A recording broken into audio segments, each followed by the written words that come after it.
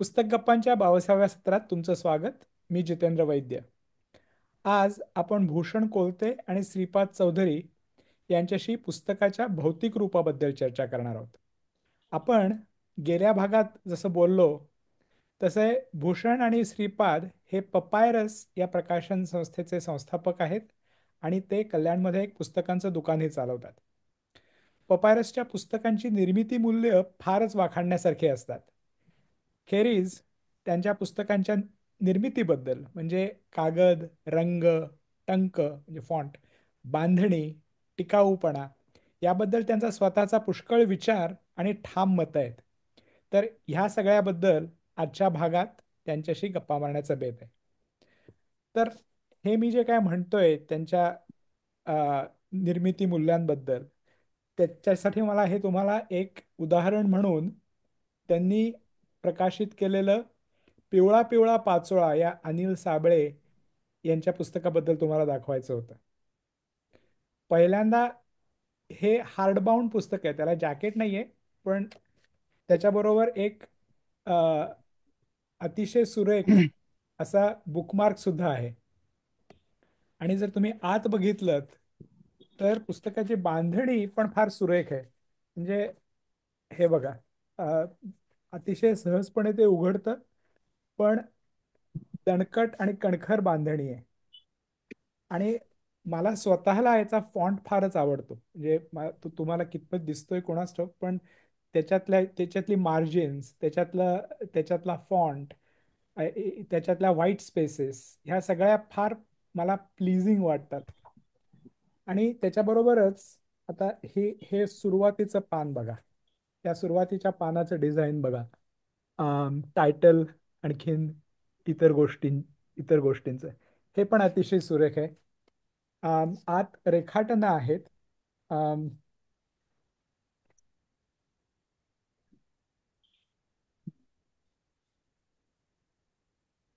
ती मला सापडत नाही येत आत्ता. नाही, हा हे बघा, हे पण पान तुम्हाला दाखवायचं होतं. दिसते. होय. हा, तर अशी एकंदरीत म्हणजे हे पुस्तक नुसतं तुम्ही पुस्तकाचा भौतिक एक पुस्तक म्हणून सुद्धा तुम्ही जर बघितलं तर हे it's a very pleasing thing. आणि हे फक्त त्याचा आकार पण अतिशय वैशिष्ट्यपूर्ण आहे. एक्झॅक्टली. आणि म्हणजे मी अमेरिकेतल्या पुस्तकाच्या दुकानात पुस्तकं बघितलेली आहेत, इंग्लंडच्या पुस्तकाच्या दुकानात पुस्तकं बघितलेली आहेत, जपानमध्ये बघितलेली आहेत. तर माझ्या मते हे जागतिक अ, दृष्ट्या दर्जेदार असं हे पुस्तक आहे. हे मला तुम्हाला दाखवायचं होतं. आम, तर हे म्हणून याच्या अशा प्रकारच्या गोष्टींबद्दल आपण आज बोलणार आहे. एवढंच. मी पहिला प्रश्न विचारू का? येस. येस. तर थोडा रोमॅन्टिक प्रश्न विचारते. तर तुम्ही पुस्तकाच्या कागदी प्रतीबद्दल खूप विचार करता आणि त्याच्याबद्दल तुम्ही आता बोलालच तुमचे जी काही मतं असतील, वैशिष्ट्य असतील तुमच्या पुस्तकांची किंवा तुम्हाला आवडणारी. पण सगळ्यात पहिल्यांदा कागदी प्रत म्हणून पहिल्यांदा अरे हे काय भारी आहे अशा प्रकारे आपल्याला जसं वाटतं तसं तुम्ही पुस्तकाच्या प्रेमात कधी पडलात तुम्हाला आठवतं का? सांगण्याजोगा अनुभव आहे का तुमच्या दोघांकडे? माझ्या केसमध्ये आहे. म्हणजे वाचक होतो मी पहिल्यापासून, शाळेपासून थोडंफार वाचायला सुरुवात केली होती. पुढे कॉलेजमध्ये गेलो तसं वाचन वाढलं, पण असं फार असा डोळसपणे या गोष्टींचा विचार करायचो नाही. त्यावेळेला मी कॉम्प्युटर फील्ड मधला आहे, त्यामुळे कॉम्प्युटर वरती वाचन मला जास्त प्रिफरेबल होतं कम्पेअर टू छापील बुक्स वगैरे. आणि पुस्तकं घ्यायचो विकत, आणि असं काही संग्राहक वगैरे असं नव्हतं. म्हणजे पुस्तकं घ्यायचो, वाचायचो, मित्रांना वाचायला द्यायचो, परत नाही आली तरी त्याचं फार दुःख नसायचं. मागच्या भागामध्ये श्रीपाद म्हणाला तसं त्यांनी सिसिफस आणि बेलापॉव माझं चोरलंय, ते अजून परत केलेलं नाहीये. आता ते मिळत नाही माझ्याकडेही ते नाहीये. पुस्तक. तो ते थोडी माझ्याकडे लवकर आहे. अक्कल आली असती, थोडी लवकर अक्कल आली असती, थोडा लवकर पुस्तकांच्या प्रेमात पडलो असतं तर कदाचित त्याची प्रत अजून असती माझ्याकडे. सो हा, म्हणजे सुरुवातीची बरीच वर्ष मी पुस्तकं घ्यायचो विकत, पण या गोष्टींचा असा फार विचार करायचो. अं, सगळ्यात पहिल्यांदा म्हणजे असा मी जेन्युनली विचार केला पुस्तक ऍज अ ऑब्जेक्ट म्हणून, तो कल्याणमध्ये नितीन रिंढे आमचे मागच्या भागात जसं बोललो, त्यांचा खूप मोठा रोल आहे आम्ही या फील्डमध्ये वळण्यामागे. त्यांच्या घरी गेलो होतो. आणि घरामध्ये शिरल्या शिरल्या अशी दोन अगदी जमिनीपासून छतापर्यंत टेकलेली बुकशेल्फ आणि ती पूर्ण खचाखच अशी पुस्तकांनी भरलेली आहे. ते थोडंसं दडपून जायला झालं होतं. म्हणजे एवढा संग्रह म्हणजे असतो पुस्तकांचा वगैरे असं. आणि तेव्हा तरी म्हणजे मोस्टली मी वर्ल्ड सिनेमा वगैरेच बघायचो. त्याचाच खूप मोठा असा काय म्हणतात कन्झ्युमर होतो. आणि मग तिकडे गेलो, सरांशी अशा बऱ्याच गप्पा झाल्या, थोडा जागतिक सिनेमा बघितला होता. मला काही पुस्तकं दिसली ज्यांच्यावरती आधारित सिनेमे मी बघितलेले वगैरे होते. मग त्यांना बोललो. ते अगदी अशी काळजीपूर्वक एक एक पुस्तक काढायचे, मला दाखवायचे, परत त्याच जागी ठेवून द्यायचे. एक त्यांची मांडणीची एक काहीतरी सिस्टीम तयार झालेली होती. हे सगळं फार काळजीपूर्वक ते करत होते आणि मी ऑब्झर्व करत होतो आणि म्हटलं, अरे हा माणूस म्हणजे काहीतरी वेगळं आहे काहीतरी. तेव्हा मी फक्त सिनेमे कलेक्ट करायचो. तर म्हटलं नाही, अरे हे आहे इंटरेस्टिंग आणि म्हणजे आवडतात पुस्तकं, तर मग हरकत नाही. म्हणजे तिथे थोडंसं कुठेतरी तो डोक्यामध्ये किडा वळवला होता. आणि मग नंतर मग जेव्हा केव्हा चान्स मिळायचा नितीन सरांच्या घरी जायला, त्यांच्याशी गप्पा मारायला, तेव्हा जायचो. आणि मग मग तेव्हा बऱ्याच पुस्तकांच्या अशा वेगवेगळ्या काय होतात, तुम्ही जसं म्हणाला की मांडणी, बांधणी, त्यात वापरलेले फॉन्ट्स, कागद, या सगळ्या गोष्टींवरती त्यांच्याशी गप्पा व्हायच्या. ते सांगायचे, अरे हे बघ किती सुरेख पुस्तक काढलेलं आहे. त्यांच्या नजरेतून ते बघायचो. म्हणजे तो दॅट वॉज अ पॉइंट. म्हणजे he is the reason, he is the person behind it. म्हणजे थोडंफार असेल कदाचित माझ्यामध्ये, पण ते जे काही संस्कार आहेत किंवा म्हणजे जे काही माझे जे काही व्ह्यूज आहेत ते घडवण्यामागे त्यांचा खूप मोठा वाटा आहे. Thank you so much Nitin Ridde. आणि श्रीपाद. श्रीपाद. हा.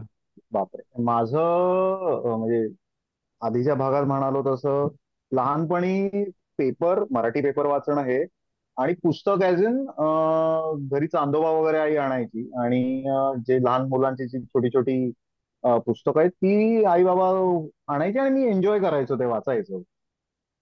शाळेतलं टेक्स्टबुक मी एन्जॉय करायचो. म्हणजे अभ्यासाच्या दृष्टीने नाही, म्हणजे अभ्यास मला पाठांतर करायला रट्टा करायला सांगितलं की तसं नाही. पण मी इन जनरल असंच as a story telling kind of असं वाचायला गेलं की ती एक मजा यायची. ते कुठेतरी एक होतं, म्हणजे लहानपणापासून ते होतं. ऍज अन ऑब्जेक्ट मला प्रिसाइजली असं आठवत नाही की मी असं पुस्तक पुस्तक म्हणजे त्याच्या प्रेमात पडायला लागलो. ते गेल्या 8-9 वर्षात, फार फार तर 10 वर्षात झालं असावं. म्हणजे जसं नाटकाची पुस्तकं आली, मग नाटकाची पुस्तकं घेऊन मग ते वाचन.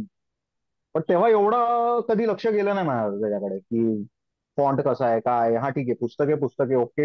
हा, जपून मात्र ठेवायचो. म्हणजे माझी पुस्तकं मी कोणाला द्यायचो नाही, अगदी कोणी असेल तर मागून घ्यायचो, हे असायचं. जपून ठेवायचो. पण मग ते असंच, अरे का पिवळं पडतंय, का पडतंय हे माहित नसायचं, फक्त पडतंय. मग कव्हर लावणं, पण मग कव्हर लावून पण मग तरी पडतंय, मग काय होतंय कशा, हे कधीच काहीच माहित नव्हतं. मग भूषण भेटला. भूषण मग हळूहळू थोडस 2015ला का मला वाटतं डोंबिवलीला साहित्य संमेलन झालं होतं, मला आठवतंय. आणि तेव्हा मी, भूषण, आम्ही सगळेच गेलो होतो. नितीन सर पण होते. आमचा सिनेमॅटोग्राफर मित्र आहे निखिलेश पण आला होता. स्वप्नील शेटे पण होता सिनेमॅटोग्राफर मित्र. आम्ही सगळेच गेलो होतो आणि आमचे काही नाटकातले मित्रही गेलो. तर तेव्हा बरीचशी पुस्तकं खरेदी झाली. अगेन नाटकाशी रिलेटेड साहित्य, अरे हे चांगलं हे चांगलं, हे घेऊन बघा. नितीन सर तेव्हा होतेच. की अरे हे घेऊन बघ, हे घेऊन बघ, असं व्हायचं. मी म्हणजे ठीक आहे, मी एवढा त्यावेळेला पुस्तक पुस्तक असं सिरियस असं कधीच तेव्हा नव्हतो. 2016 त्या हळूहळू ते कुठेतरी बॅक ऑफ द माइंड असावं मे बी.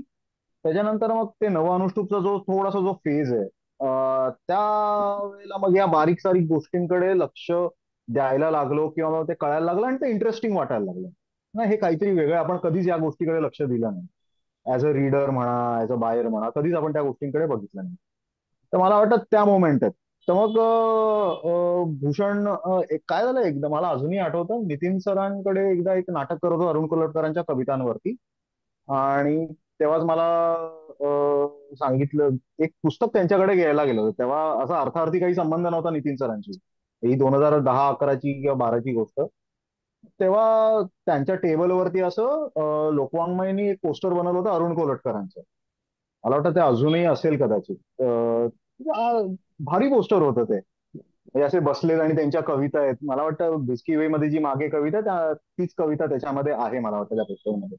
म्हटलं, आणि त्याच वेळेला आम्ही काही कवितांचं नाट्य रूपांतर करत होतो आणि प्रयोग करायचा होता.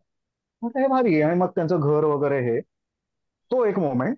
आणि मग नंतर मग त्या मोमेंट आणि बाकी सगळे छोट्या छोट्या मोमेंट्सला घेऊन जेव्हा मी नोकरी सोडली आणि याच्यामध्ये काम करायला लागल्यानंतर मग कुठेतरी ते वरती यायला लागलं की अरे हे हे इंटरेस्टिंग आहे, हे इंटरेस्टिंग आहे. मग ह्यात मग भूषण एक महत्वाचा घटक, because he introduce me to world cinema आणि हे सगळं. तो कितीही नाही म्हणाला तरी ते आहे. तो एक ते एक विजन कुठेतरी ते त्या बाबतीतलं साहित्याच्या बाबतीतलं त्यांनी खूप मदत केली, ते मिळालं त्याच्याकडनं मला. आणि मग आपण आपले मग स्वतःलाच प्रश्न विचारणं, स्वतः शोधणं, हे त्या अनुषंगाने मग पुढे पुढे येत गेलं. सो ते यात बरेच एक असं नाही म्हणता येणार.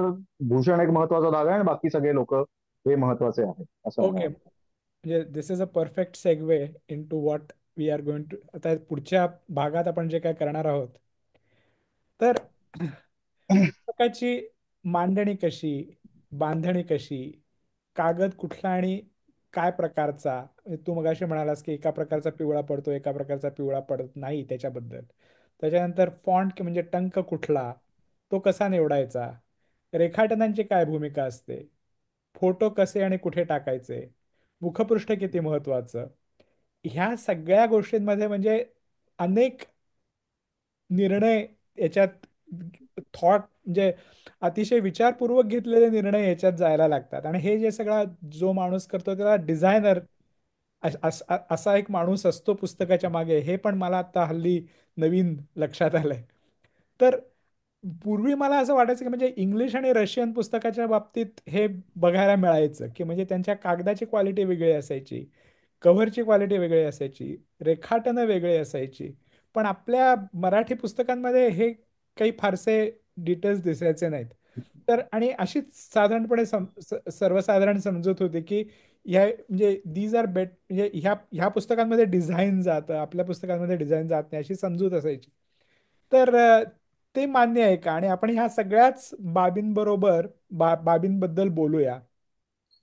तर आणि तुम्ही दोघांनी काही पुस्तकं ह्या गोष्टींसाठी म्हणून आणले आहेत. तर तर आधी ह्या गोष्टींबद्दल सांगा आणि मग आपण प्रत्येक गोष्टीला एक एक त्याचा अम, उदाहरण म्हणून एक एक पुस्तक घेत बोलूया त्याच्याबद्दल.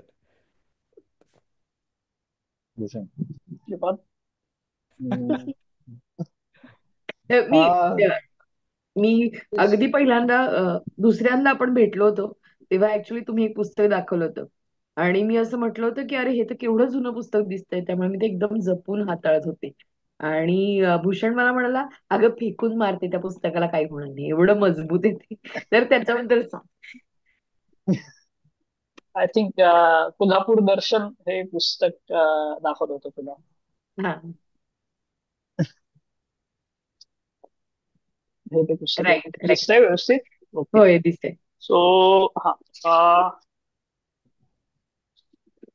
अ, हे प्री कम्प्युटर एरा मधलं पुस्तक आहे. फॉन्ट्स वगैरे अवेलेबल नसायचे, तुम्हाला ट्रेसिंग करून वगैरे करावं लागायचं. तर आता शक्यतो काय होतं, आजकालची जी पुस्तकं आहे, एक फॉन्ट अख्ख्या पुस्तकाला वापरला जातो, त्याची साईज फार फार फार कमी जास्त केली जाते.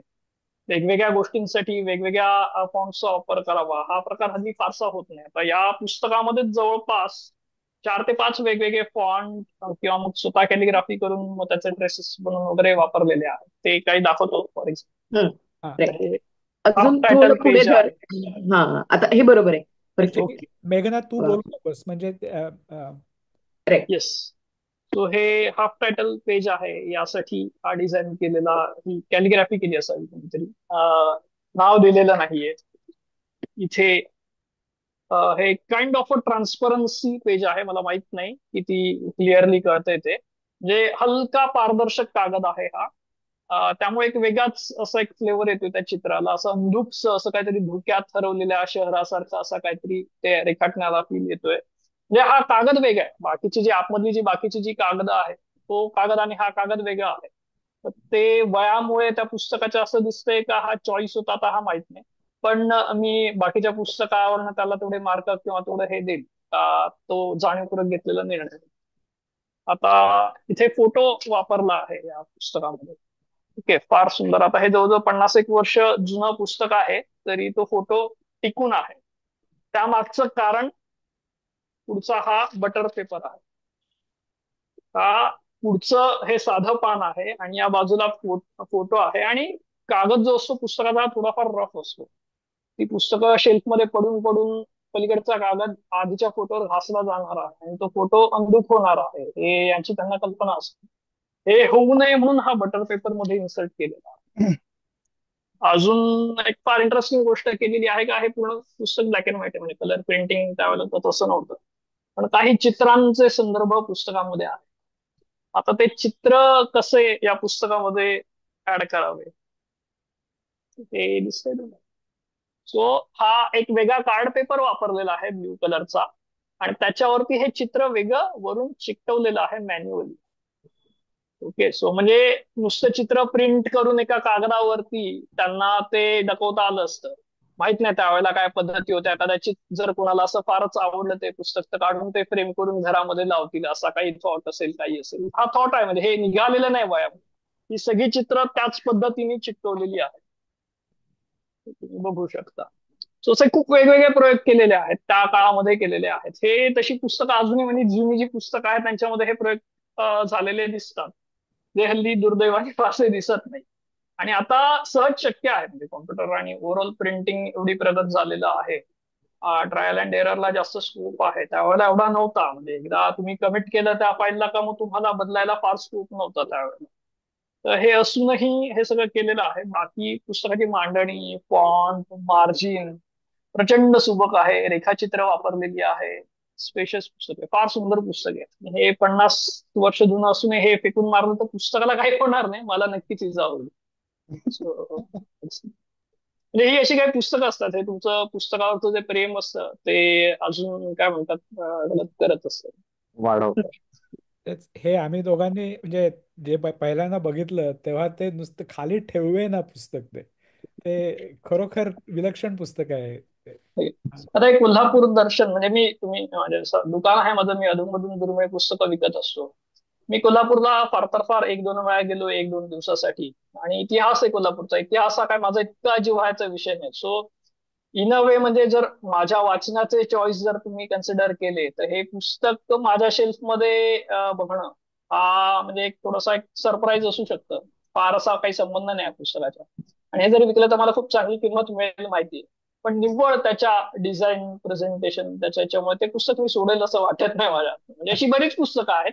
मी आता नवीन घरात शिफ्ट झालो त्यामुळे ही सगळी बॉक्स मध्ये पडलेली अजून काढलेली नाही, अजून दाखवता आली असती.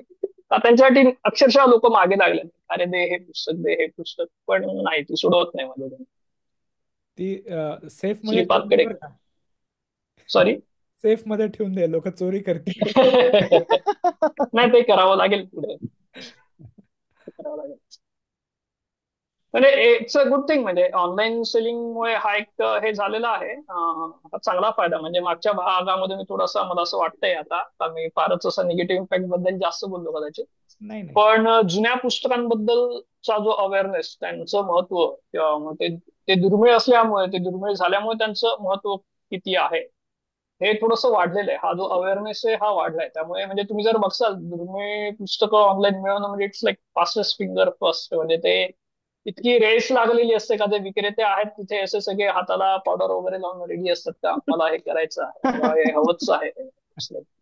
म्हणजे आम्ही कधी कधी याद्या टाकतो. मला प्रश्न पडतो का 50 एक पुस्तकं यादीमध्ये असतात आणि यादी 10 वाजता जाहीर होते आणि 10 वाजून 37व्या सेकंडला 24व्या नंबरचा माणूस पुस्तक बुक करतो. अरे 37 सेकंदामध्ये 24व्या नंबरवर तू पोहोचलाच कसा, लाईक हाऊ फास्ट डेट.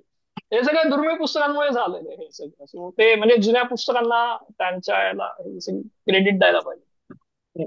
पण मग हा एक प्रश्न की ही जी लोक दुर्मिळ पुस्तकं विकत घेत आहेत हा. ती कशासाठी घेत आहेत, म्हणजे are they also connoisseurs of font, म्हणजे आपण ज्या गोष्टींबद्दल बोलतोय आता, तर हम्म, त्या गोष्टींबद्दल बोललं जातंय का, त्या गोष्टींबद्दल अवेअरनेस वाढतोय का, त्या गोष्टींसाठी ते विकत घेत आहेत का कशासाठी विकत घेत आहेत?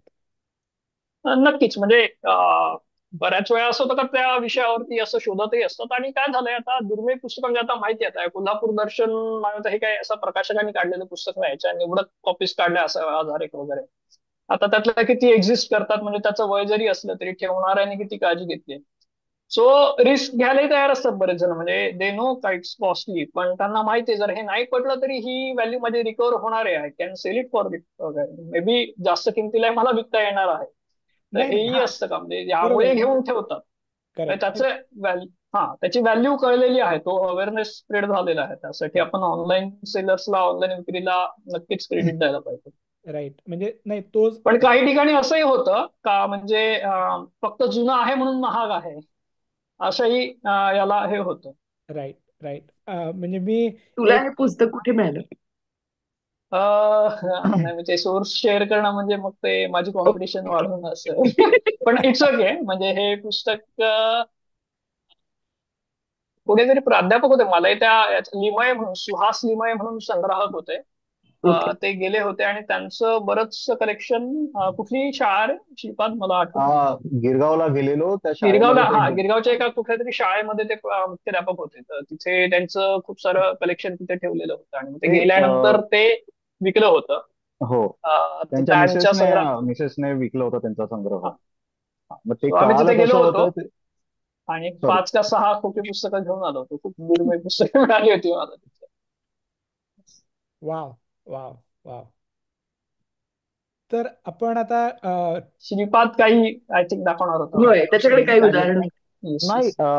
उदाहरण नाही, कोल्हापूर दर्शन एवढं जुनं नाहीये, पण मी आता कॉन्टेम्पररी पुस्तकांमधलं मला मांडणी वगैरे, म्हणजे मी हे दाखवेन. 7 सकम 43 पहिली आवृत्ती. अरे, अच्छा, दाखव जरा परत. आ- आ- मी दिसते. आम्ही आम्ही म्यूट होय. करतो, म्हणजे तुझ्यावरती.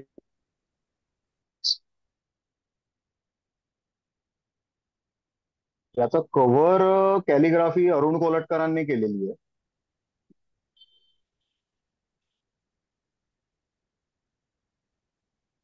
म्हणजे त्या कव्हरचं डिझाईन इतकं सुंदर आहे की ज्यामध्ये त्यांनी राभा पाटणकर यांचं मत घेतलंय, भाऊ पाध्यांचं मत घेतलंय, मेपू रेगेंचं मत घेतलंय. ही पहिली आवृत्ती आहे याची, 7 सकम 43 ची. ही कधी काढली, आणि याला डबल आसपास वापरलं, तुम्हाला दिसेल. आजकाल सिंगलही दिसत नाही आपल्याला सिंगल बऱ्याच आसपास पुस्तकात. दिसत नाही आपल्याला, हा डबल आसपास आहे.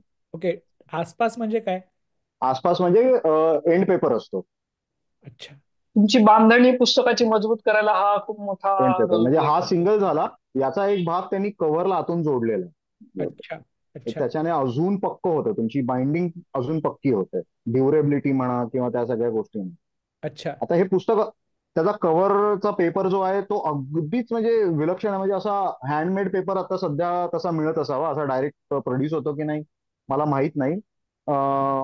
तसा कव्हरचा पेपर आहे. त्या जॅकेट वगैरे नाही, सिम्पल पेपर बॅक याच्यातली आहे, आणि ही आवृत्ती त्यांनी काढली आहे 1974 साली. 50 आणि वर्षापूर्वी. ही अजूनही पिवळी पडलेली नाही. तर हा, तर त्याच्याबद्दल बोल जरासं की तर असं. याच्याबद्दल पिवळं, आता पिवळं कागद पडण्याचं कारण म्हणजे जेवढं माहिती आहे तेवढं, आय मे बी रॉंग, अजून वेगळी कारणं असू शकतात. त्याच्यामध्ये कागद प्रोड्यूस करताना जे ऍसिड वापरलं जातं, त्यामुळे ह्युमिड क्लायमेटमुळे किंवा ह्युमिडिटीमुळे ते सुटायचा प्रॉब्लेम असतो.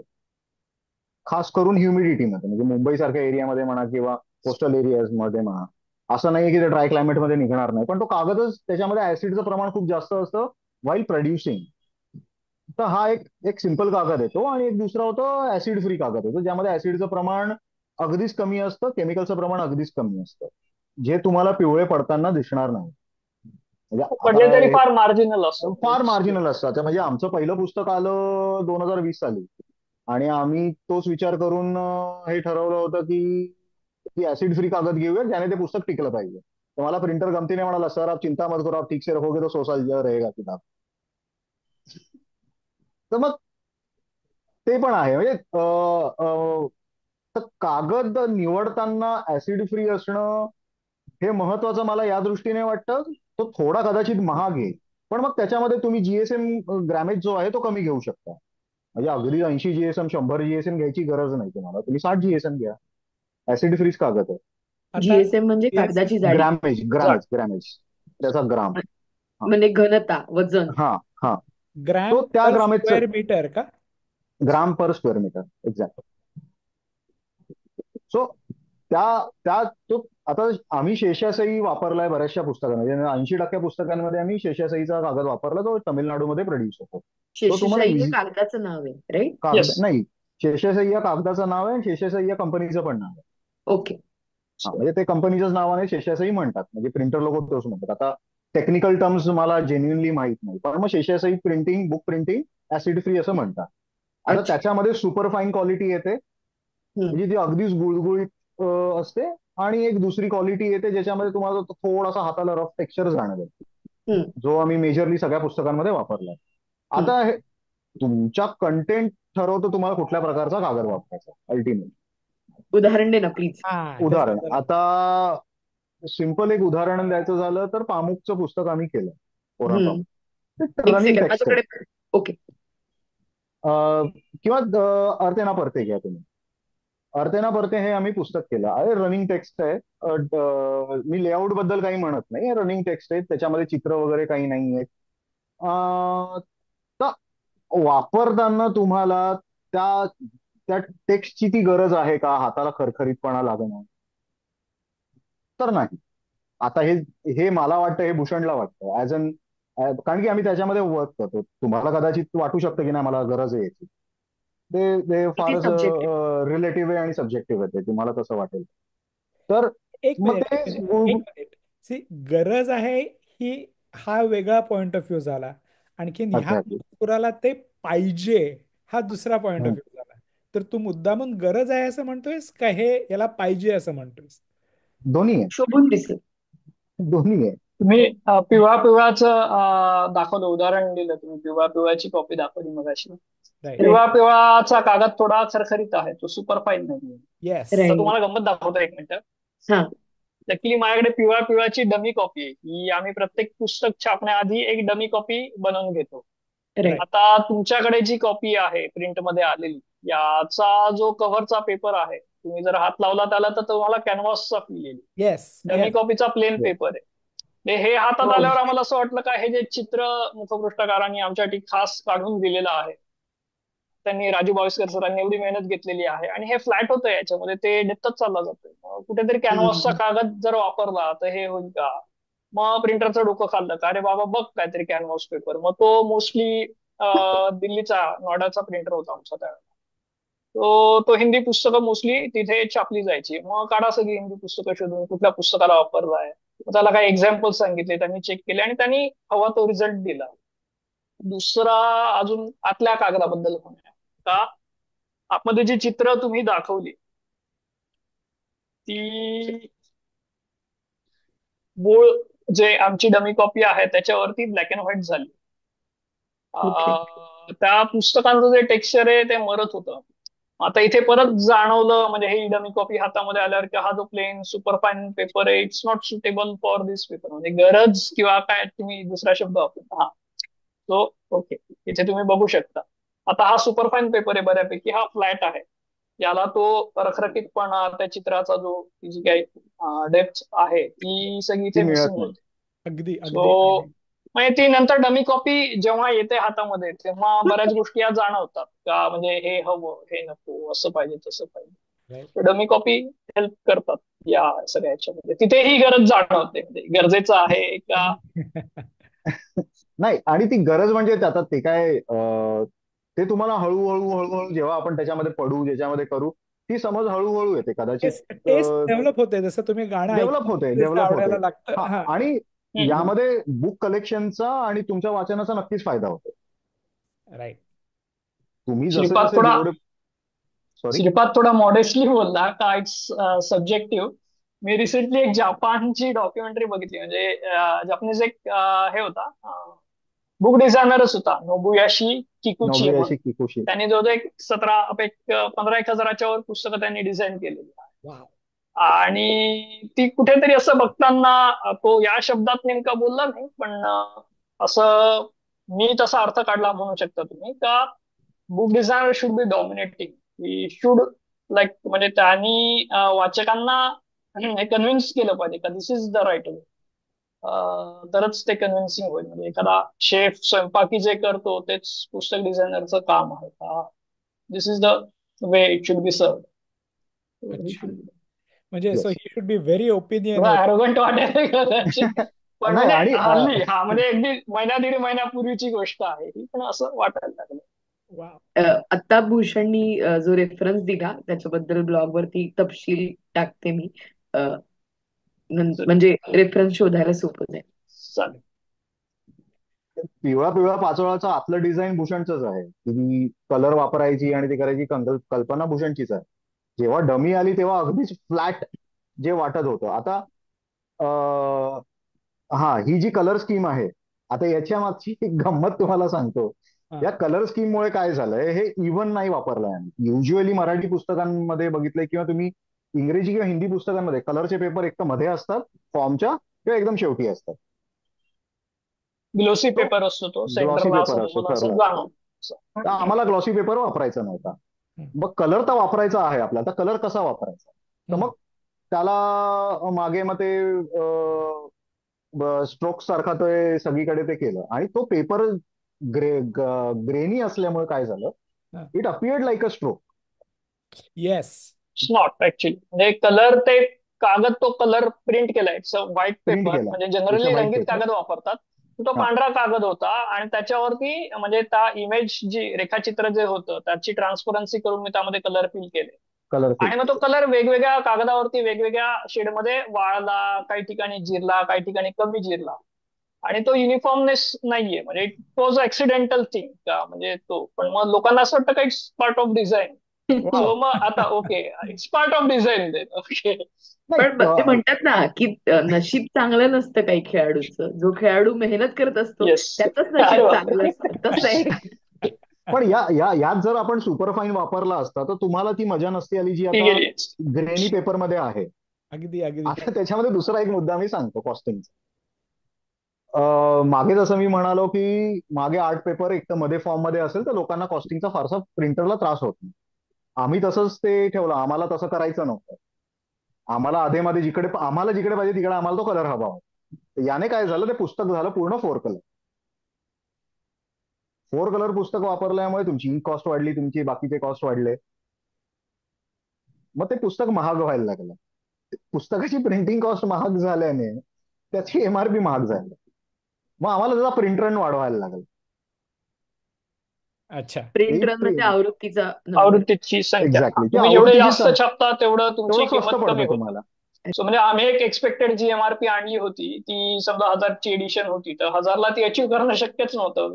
म्हणजे जो मागच्या भागात जसं डिस्कस केलं तसं 15%, तर 15% नाही, आमच्या खिशातनं वरून 5% जात होते त्या मार्जिनला, अशी ती कंडिशन झाली होती. तर त्यामुळे आम्हाला प्रिंटर वाढवावा लागला होता मग त्या तो 1000च्या परिस्थितीत. वरती आम्हाला प्रिंटर न्यावा लागला. तेव्हा ती कॉम्पिटेटिव्ह प्राइसिंग मध्ये आम्हाला करता आली. मग ज्याच्यामध्ये मग आम्हाला हे पेपर बॅग मध्ये पण आहे. पेपर बॅगचं त्या एडिशन पेपर बॅगच्या प्रती किती असाव्यात आणि हार्ड कव्हरच्या प्रती किती असाव्यात, हे आम्ही तो बॅलन्स साधायचा प्रयत्न केला आणि ती कॉम्पिटेटिव्ह प्राइस दोघांमध्ये ₹75 डिफरन्स आहे. अच्छा. अच्छा.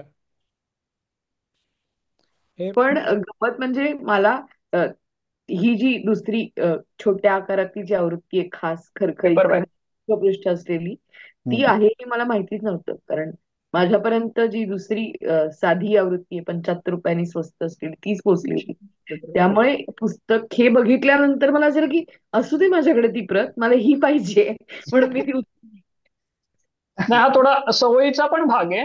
म्हणजे आता आमची हे तिसरं पुस्तक आहे पिवळा पिवळा. पासोडी पहिलं पुस्तक, त्याचे सगळे लाड करणार, नितीन सरांचं म्हटल्यावर तर ते होतच, ते हार्ड कव्हर झालं. पुढचं नवल कादंबरी होती, त्याची पृष्ठसंख्या बऱ्यापैकी जास्त असल्यामुळे ते 363 हार्ड होती. कव्हरच होतं. मग झाले 2 हार्ड कव्हर झाल्यावरती मग लेखकांची इच्छा असतेच, प्रत्येक लेखकाची इच्छा असते आपलं पुस्तक देखणं व्हावं. वाचकांनाही वाटायला लागलं, म्हणजे दे स्टार्टेड डिमांडिंग की हार्ड कव्हर काढा वगैरे जे आहेत. पिवळा पिवळाच्या केसमध्ये कॉस्ट इफेक्टिव्ह करायला मला पेपर बॅकला पण यावं लागलं. मग पुढचं जे पुस्तक आलं होतं आमचं उर्मिला थापरांचं असहमतीचे आवाज, ते पण आम्ही पेपर बॅक आणि हार्ड कव्हर एडिशन काढल्या. आता होतं काय, दोन सिस्टम जे सिस्टम वापरतात त्यांना 2 एंट्री कराव्या लागतील, पेपर बॅकची वेगळी, हार्ड कव्हरची वेगळी. एवढा ताप कोणी करून घेत नाही. Paper back is the norm, मराठीमध्ये तो नॉर्म आहे. त्यामुळे झालं काय, पिवळा पिवळा आणि असहमतीच्या पेपर बॅकच्याच आवृत्त्या संपत चालल्या. हार्ड कव्हर कुठला सेलर मागतच नाही. त्यांना जर आम्ही आणि चॉईस दोघांचे दिला ना का आयएसबीएन वेगळे आहेत. पेपर बॅग आहे, हार्ड कव्हर आहे, तर ते पेपर बॅग पाठवा, हार्ड कव्हर राहू द्या असं म्हणतात. पण फक्त 75 रुपयाचा फरक आहे, आणि म्हणजे ते इतकी देखणी, हाताळायला सुरेख आवृत्ती आहे. त्यामुळे काहीतरी करा बा त्याचं, ती पण पोचेलच बघा. जाईल. नाही पेपरबॅक पोहोचेल, संपल्यानंतर मग घेणारच नाही. नाईलाजाने त्यांना हार्डकॉरच नाईलाजाने घ्यावी घेतील. लागेल.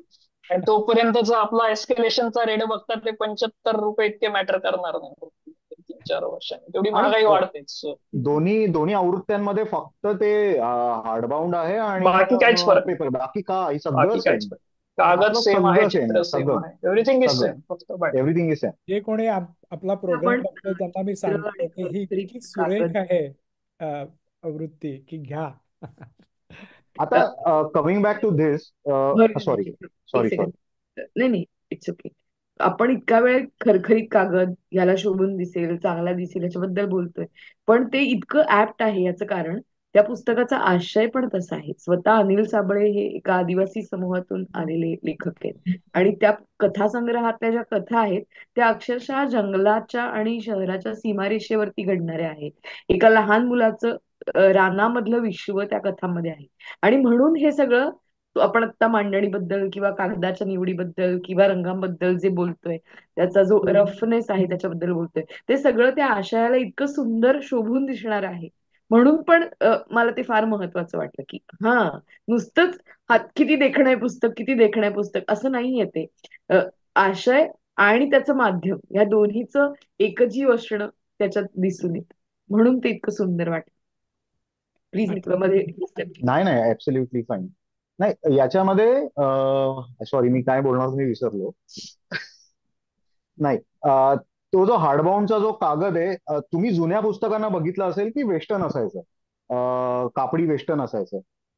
बरोबर, जुनी जी पुस्तकं आहेत, आता जसं हे भूषण आहे कोल्हापूर दर्शन आहे, ते वेस्टर्न आहे, कापडी वेस्टर्न आहे. आता तो कागदाचाच प्रकार आहे. ठीक आहे, आता कॅनव्हास फिलिंग मला द्यायची असेल तर मला क्लोथ बाउंड करावं लागेल, जे याला पण केलेलं आहे. असहमतीच्या आवाजला काय झालं, दुसरं हार्डबाउंडचं जे चित्र होतं ते कुमार रंजननी काढलं होतं. कुमार रंजननी ते ज्यूट वरती काढलेलं चित्र आहे. आता मी अच्छा. ज्यूट तर नाही वापरू शकणार, तो विचार पण केला होता पण नाही वापरू शकणार, इट वॉज इम्पॉसिबल. तर मग क्लोथ बाउंड करायचं.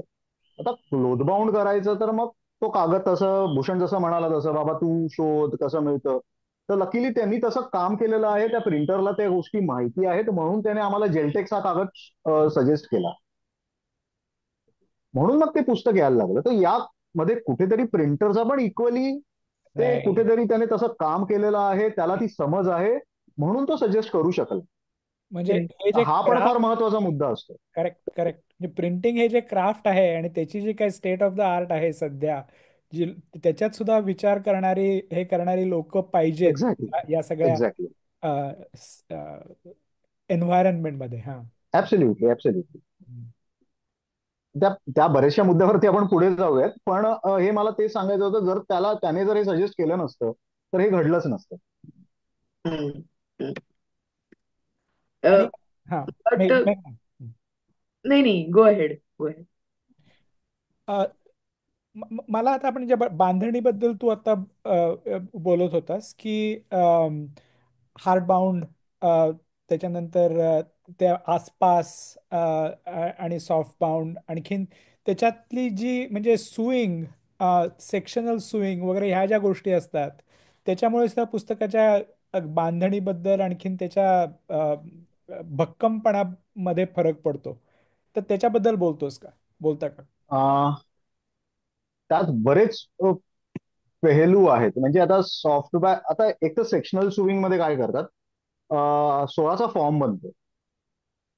16चा फॉर्म बनतो 16 म्हणजे? कागद, 16चा बनतो किंवा 16 8चा पेजेस. फॉर्म बनतो, 16 पेजेसचा. अच्छा.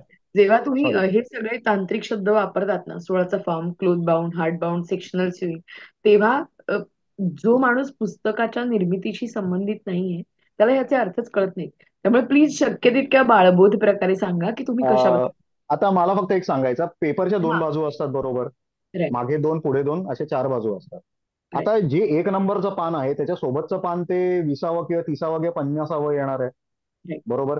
मग त्या हिशोबाने ते प्रिंटिंग होतं, ओके. बरोबर. मग आता हा फॉर्म झाला, आता हा फॉर्म आता किती जाडा आपण तो फॉर्म बनवू शकतो. हम्म. 8च्या रेंजमध्ये केला, 16च्या रेंजमध्ये केला तर 8चा फॉर्म आहे, 16 पानं टोटल. हम्म. एक दोन आपण अशी ताव 16. जे म्हणायचो, वह्यांचे ताव जे ताव म्हणायचं ना म्हणायचो, आणि मग एका बाजूने फाडलं का दुसऱ्या बाजूचे पान निघणारे, हे फाडावं शाळेमध्ये जे लागायचं चाळे व्हायचे ते एक्झॅक्टली तशा प्रकारचं.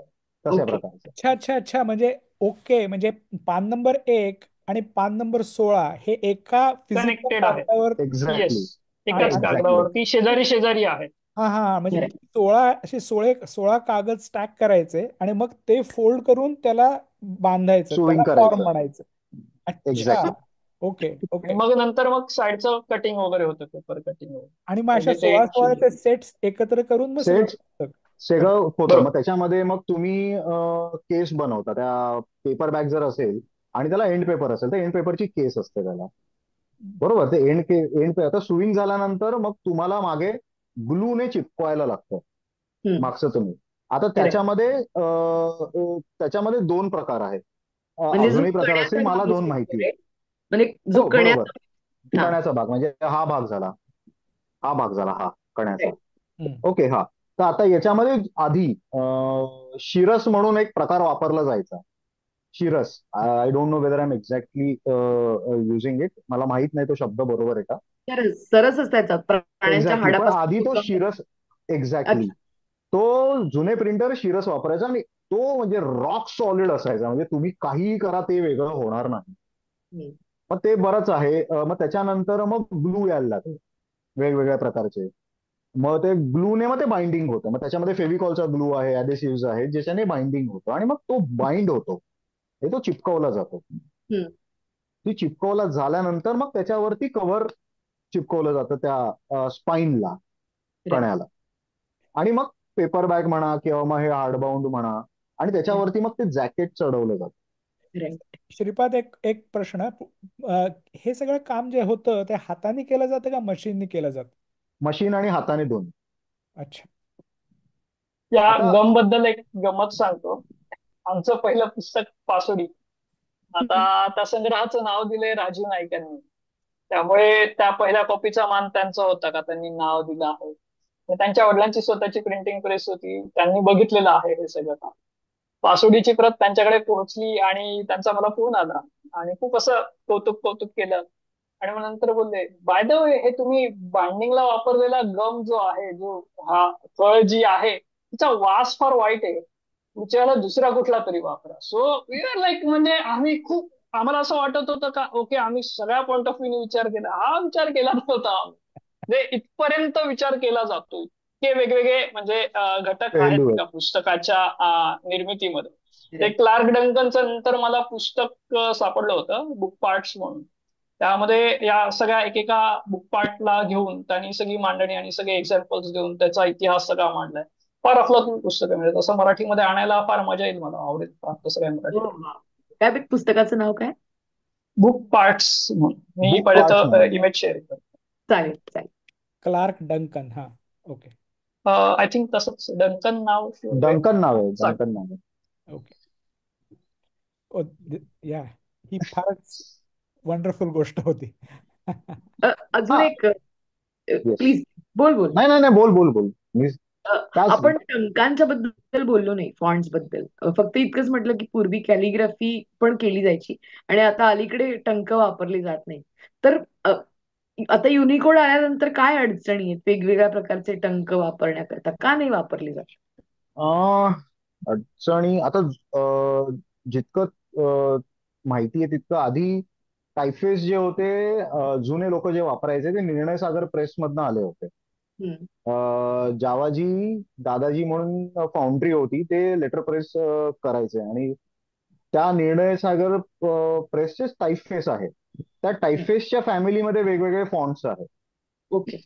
हा. मग त्याच मला वाटतं पुढे आले. मग त्याच्यामध्ये आत्ता ते मध्ये म्हणजे कदाचित जुने पब्लिशर्स ते वापरत असावेत असं मला वाटतंय.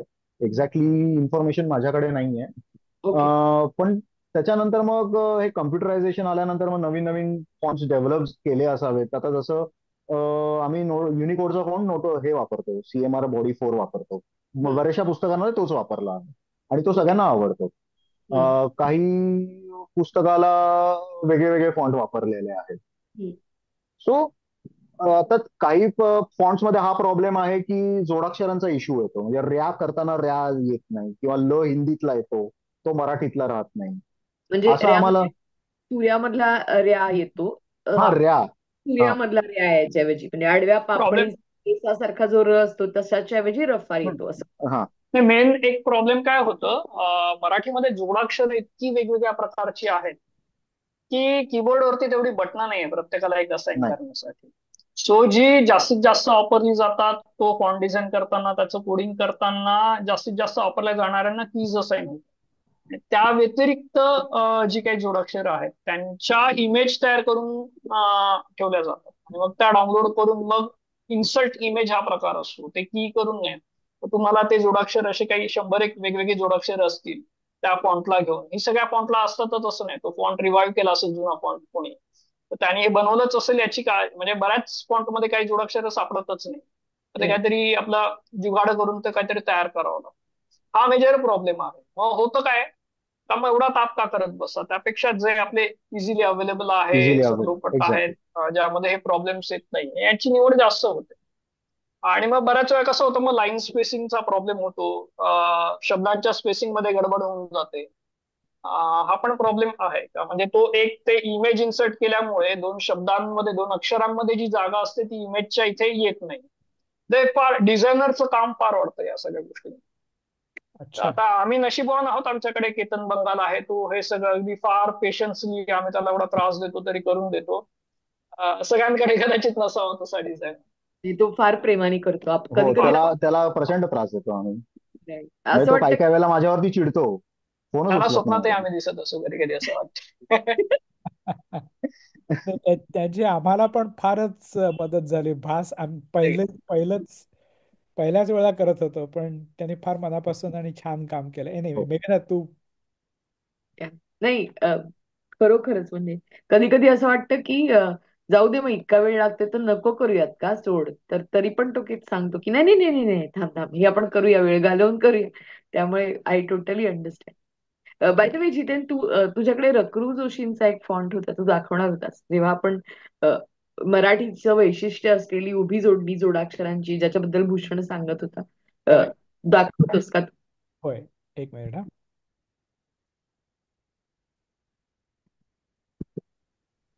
माझी स्क्रीन शेअर करतोय. आम, तर ह्याच्यात दिसतोय का तुम्हाला हा? हो हो. तर हा मी आता एक्सपांड करतो. आम, हा ही कविता आहे. मी कुमार ऐकतोय, हा त्याचं नाव आहे, हे त्याचं नाव आहे. आणि हा त्यांनी स्वतः डिझाईन केलेला फॉन्ट आहे. ओके. मी चिजलेला अर्थ जोपासीत होतो डोळे झाकून आणि जगत होतो नाईलाज. त्यातला ह बघा, ई बघा, र बघा. हा माझ्या मते फारच म्हणजे त्याच्यात हम्म. सम- फारच रेखीव आहे. हा, आणि फार वेगळा आहे, आणि तरी सुद्धा म्हणजे इ- इ- इ- त्याला एक कम्प्लीटनेस आहे, आणखीन ते एकमेकाबरोबर जाणारा म्हणजे एक्झॅक्ट. आहे. आता त्याच्यात त्यांनी जोडाक्षर कशी केलीत कोणास ठाऊक. आपण ज्याच्याबद्दल बोलत होतो ती, पण हा फारच म्हणजे माझ्या एकदम डोक्यात आलं आणि की उभी जोडणीच वापरलेली आहे. म्हणजे हातला त्रिलोक यात्रेचा पुण्यामधले त्रि बघ, किंवा खाली कुठेतरी शब्द मधला ब होता, किंवा खिळखिळ्यामधला या बघ वरती. त्यामुळे उभी जोडणीच वापरलेली आहे, मराठीचं होय. वैशिष्ट्य असतील. करेक्ट. म्हणजे त्यांनी प्रत्येक म्हणजे ह्याच्यात वापरलेली तरी हातानेच काढलेली असणार, राईट. ती म्हणजे त्यांनी. आणि हा त्या जर फॉर्मची फाईल आहे का अवेलेबल? मी प्रयत्न केला मिळवण्याची, पण नाहीये. मला वाटतं ओके. की तो डिझाईन केलेला नाहीये. तर तो डिझाईन करायला हा, म्हणजे मजा हे कॅलिग्राफीच असावं का, म्हणजे का ऍक्च्युअल असेल. फॉन्ट आहे? कॅलिग्राफी. कॅलिग्राफी असेल. असण्याची शक्यता वाटते मला, नाही, म्हणजे. पण याची नाही, मला वाटतं जोशींनी पुष्कळ फॉन्ट डिझाईन केले होते ना, त्यामुळे शक्य आहे की.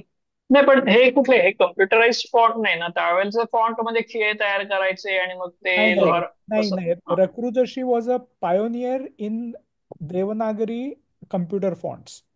ते हा ते सगळे झालेत का? Okay, great. पण हा नाहीये मला वाटते. पण त्यांच्याबद्दलचे जे आर्टिकल आहे ते पण आपण ब्लॉग मधनं लिंक करूया. तर मला तुम्हाला ही इमेज कुठे सापडली, सॉरी? No no. आता मला मी चेन असंच सापडणार नाही तोपर्यंत. रकरू जोशींबद्दल मी वाचायला लागलो. आणखीन मला फार इंटरेस्टिंग माहिती मिळत गेली त्यांच्याबद्दल. आणि म्हणजे आणि ही कविता पण फार सुरेख कविता आहे. कुमारबद्दल. अ, हम्म. तर आणि कुमार गंधर्व. कुमार गंधर्वांबद्दल. आणि ती ती त्यांनी अ, त्याचा आणि ह्या फॉन्टचा म्हणजे माझ्या मते अगदी फारच जवळचा संबंध आहे. आणखीन रकरू जोशी होते ते he was a poet second आणि व्हिज्युअल आर्टिस्ट फर्स्ट.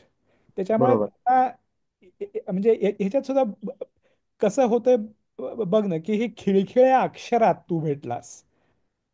लावला सूर आणि झळाळून निघालं अक्षरेणी अक्षर माझ्यातलं, थरारून गेली वेळांटी डोक्यावरची आणि मोहरला उकार पायाखाली. म्हणजे तो ते फिजिकल अक्षरांचे जे आकार आहेत त्याच्याबद्दल त्याचा आणि म्युझिकचा ते संबंध लावतायत, हे मला फार हम्म. वाटलं. मला वाटतं त्या म्युझिकच्या नोटेशनच्या अंगानेच त्यांनी तो फॉन्ट लिहिला असावा. क्वाईट असेलही. पॉसिबल. थोडस. Quite possible. थोडस राईट. तसंच वाटतं.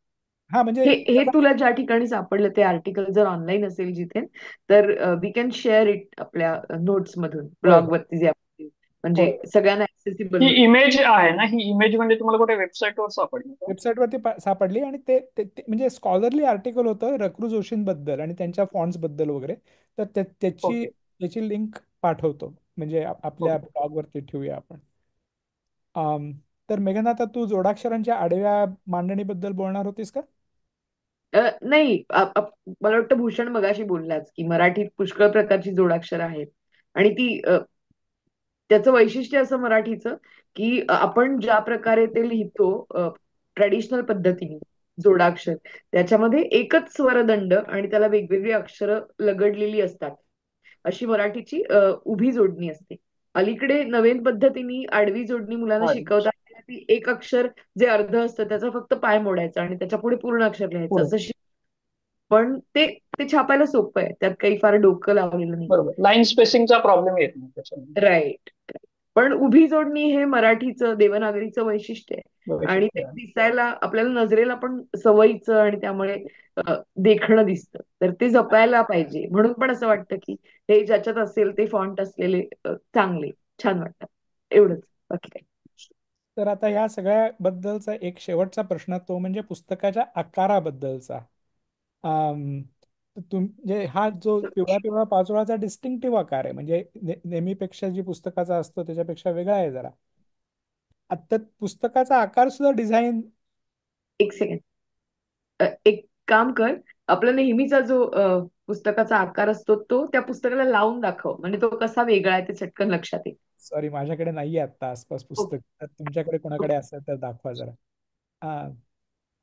तर तुम्ही लोकांनी कसा विचार केला याच्याबद्दल? आणि श्रीपाद, पुस्तकाचा आकार आणि पुस्तकाची किंमत, म्हणजे प्रिंट आणखीन प्रोडक्शन करण्याची किंमत जी असते, त्याचा काय संबंध आहे याच्याबद्दल पण बोल जरा.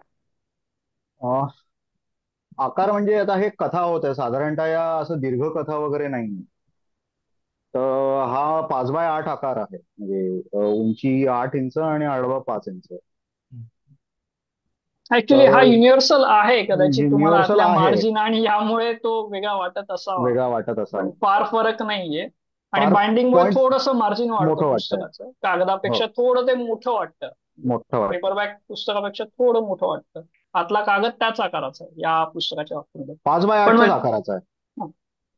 अच्छा. आणि नॉर्मल युनिव्हर्सल मराठीमध्ये 5.5x8 युजली, म्हणजे डेमी साईज म्हणतात मराठीमध्ये.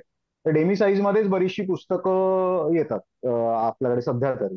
आधी जुने लोक वेगवेगळ्या आकारांमध्ये पुस्तकं काढायची, खूप वेगवेगळे आकार वापरले गेले. म्हणजे अगदी सांगायचं झालं कास्टची सगळी पुस्तकं वेगवेगळ्या आकारात आलेली आहेत. जवळपास सगळी पुस्तकं. हा, म्हणजे आता शरदचंद्र मुक्तिबोधांची ती त्रयी आहे, ती तिन्ही वेगळ्या आकारात आहे.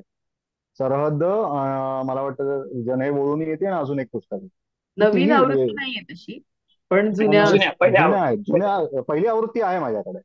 श्रीपादकडे आहे. तिन्ही वेगवेगळ्या आकारात आहेत त्या. तर जुने लोक प्रयोग करायचे, म्हणजे खूप प्रयोग करायचे, आणि त्यातनंच कुठेतरी हे आलेलं आहे. त्याच गोष्टी बघून आलेल्या आहेत त्या गोष्टी. हे काही नवीन असं इन्व्हेंट केलंय, आउट ऑफ द बॉक्स कुठून काढून आणलंय आणि असं काही नाही. त्याच्यामध्ये फक्त थोडंसं आपण ट्विक करतो, म्हणजे कंटेम्पररी गोष्टींना घेऊन ट्विक करायचा प्रयत्न करतो.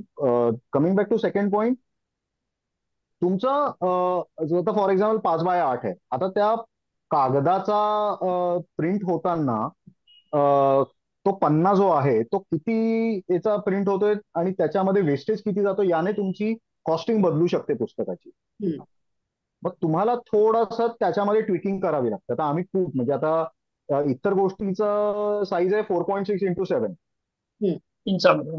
इंचामध्ये. त्याच्यानंतर पामुकची साईज आहे 6.5x7.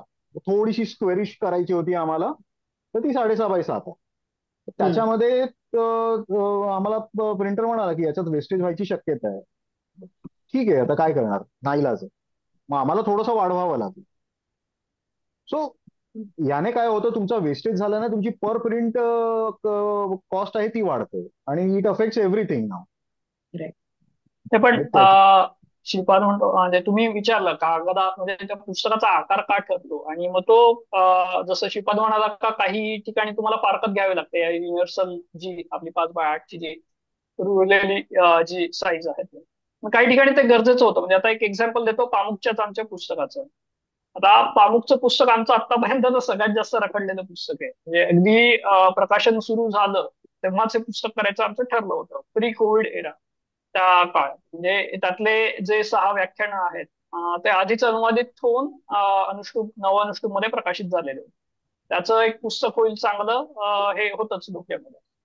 तर आता कोविडच्या पूर्वी आम्ही सुरुवात केली, त्याचे हक्क मिळवायचे होते. मग ओरान पामुक चे जे हक्क सांभाळणारी जी एजन्सी आहे वायली एजन्सी ती युरोपची, तर त्यांना अप्रोच केलं, त्यांना मेल लिहिला.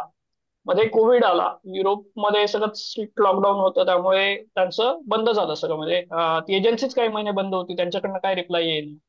पण पुस्तक करायचं तर ठरलंय. मग काम चालू होतं पुस्तकावरती. आता पहिले हाच आपला जो 5x8चा जो आकार आहे या आकारामध्ये ते पुस्तक बसवलं. मग चिन्मय दारुरकर आणि जान्हवी बिन्नूर यांनी ते अनुवाद केलेले आहेत. त्यांचं काम चालूच होतं, रिफाईन करत होते ते अनुवाद. मग त्या रिफाईन करत असताना त्यांना असं जाणवलं का पुस्तकांना टिपांची गरज आहे, टिपांची गरज आहे. काही ठिकाणी काही असे रेफरन्स येतात ते सगळ्याच वाचकांना माहीत असतील असं नाही, तर त्याचे ते संदर्भ देणं, टिपा देणं गरजेचं वाटतं लागलं. मग आता त्यांनी टिपा लिहिल्या.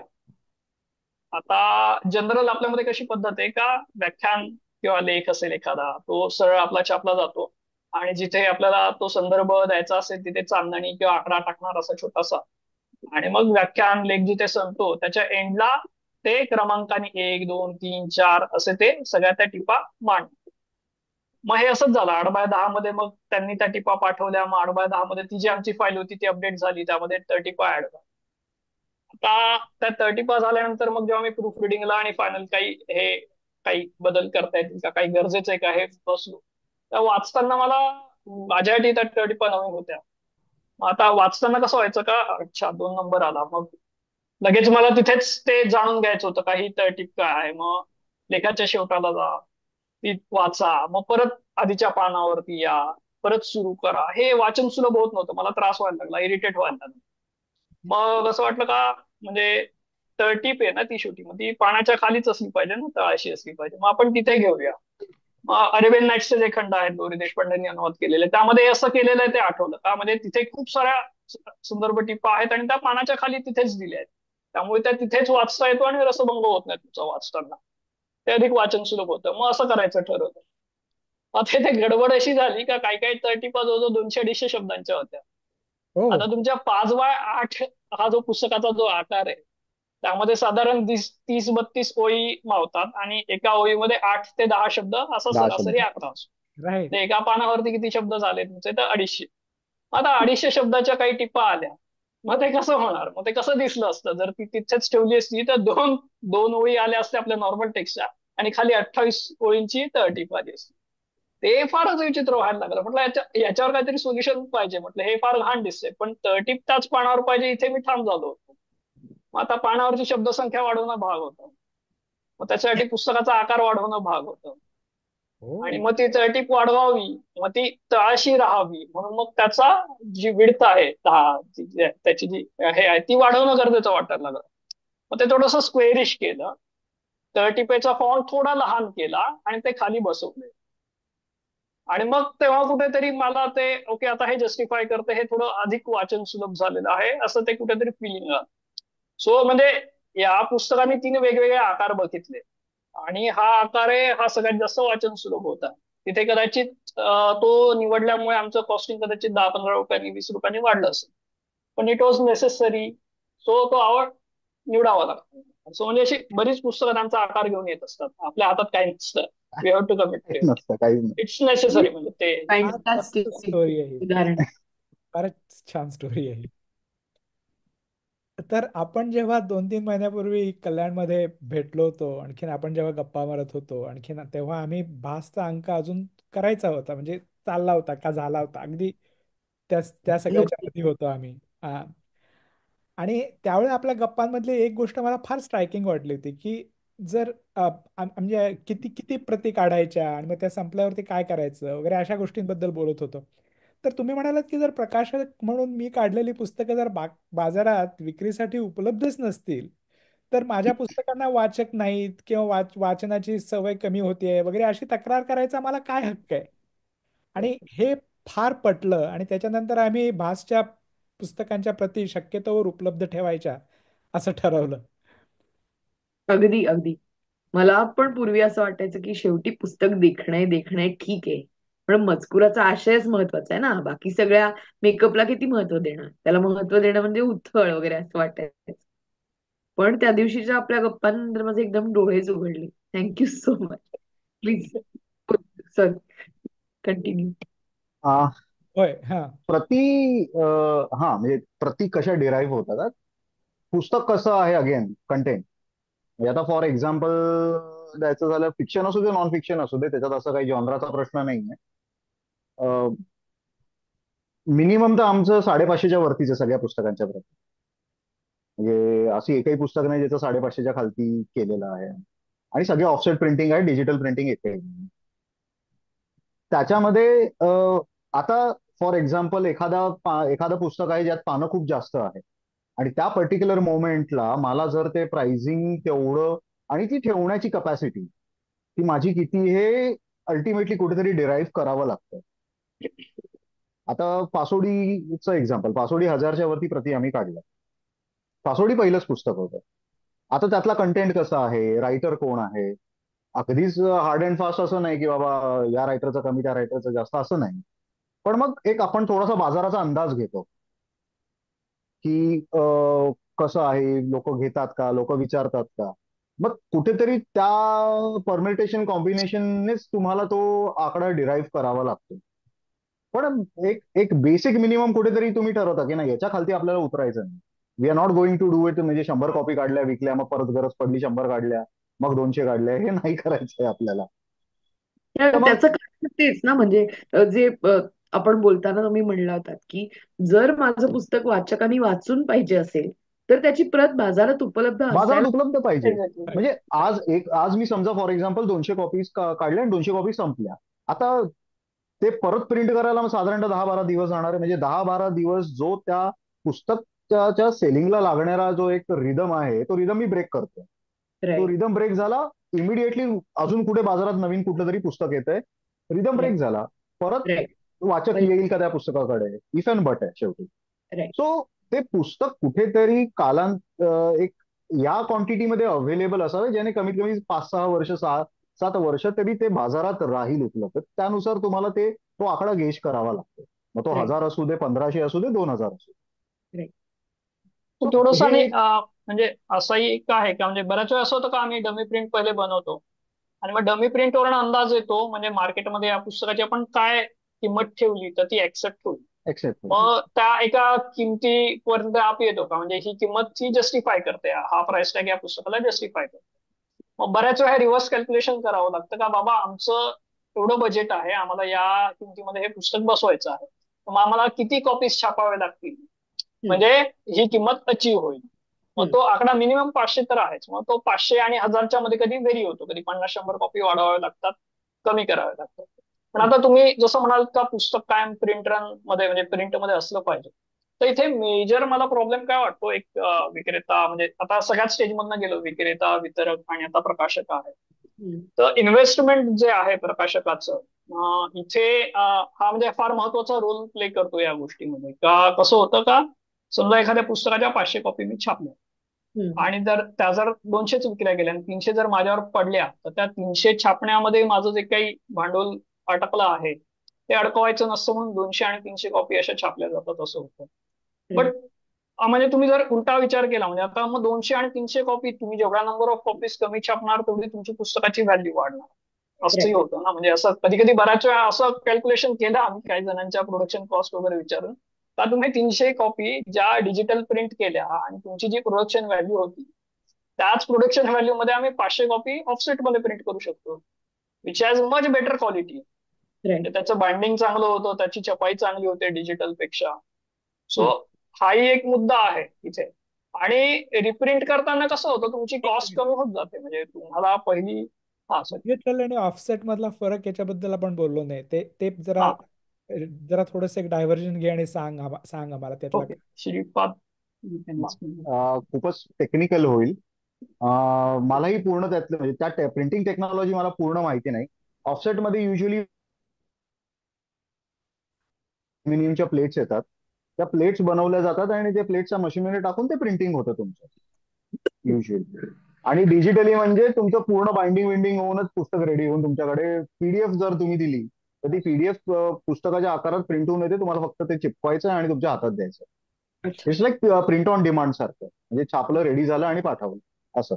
तर ते डिजिटल प्रिंटिंग आहे. डिफरन्स त्याच्यामध्ये थोडंसं डिजिटल प्रिंटिंग तुम्हाला रिफाईंड वाटू शकतं व्हिज्युअली.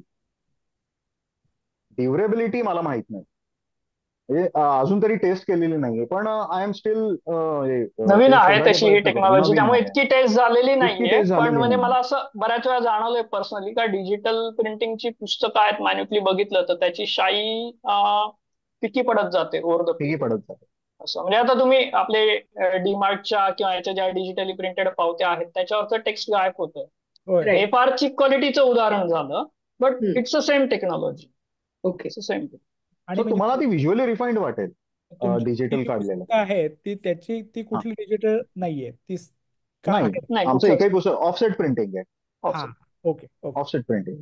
ऑलराईट. म्हणजे हे भासचा अंक पण मला वाटतं ऑफसेट प्रिंटिंगच झालेलं. होय होय. माझ्या हो. मते. मला नक्की माहित नाही नाही. नाही, sure for sure. So great. हा continue. Bhushan yes yes. Bhushan बोलत होता. सॉरी. मध्येच. झाला तो म्हणजे तोच प्राइस आणि याचा मुद्दा होता.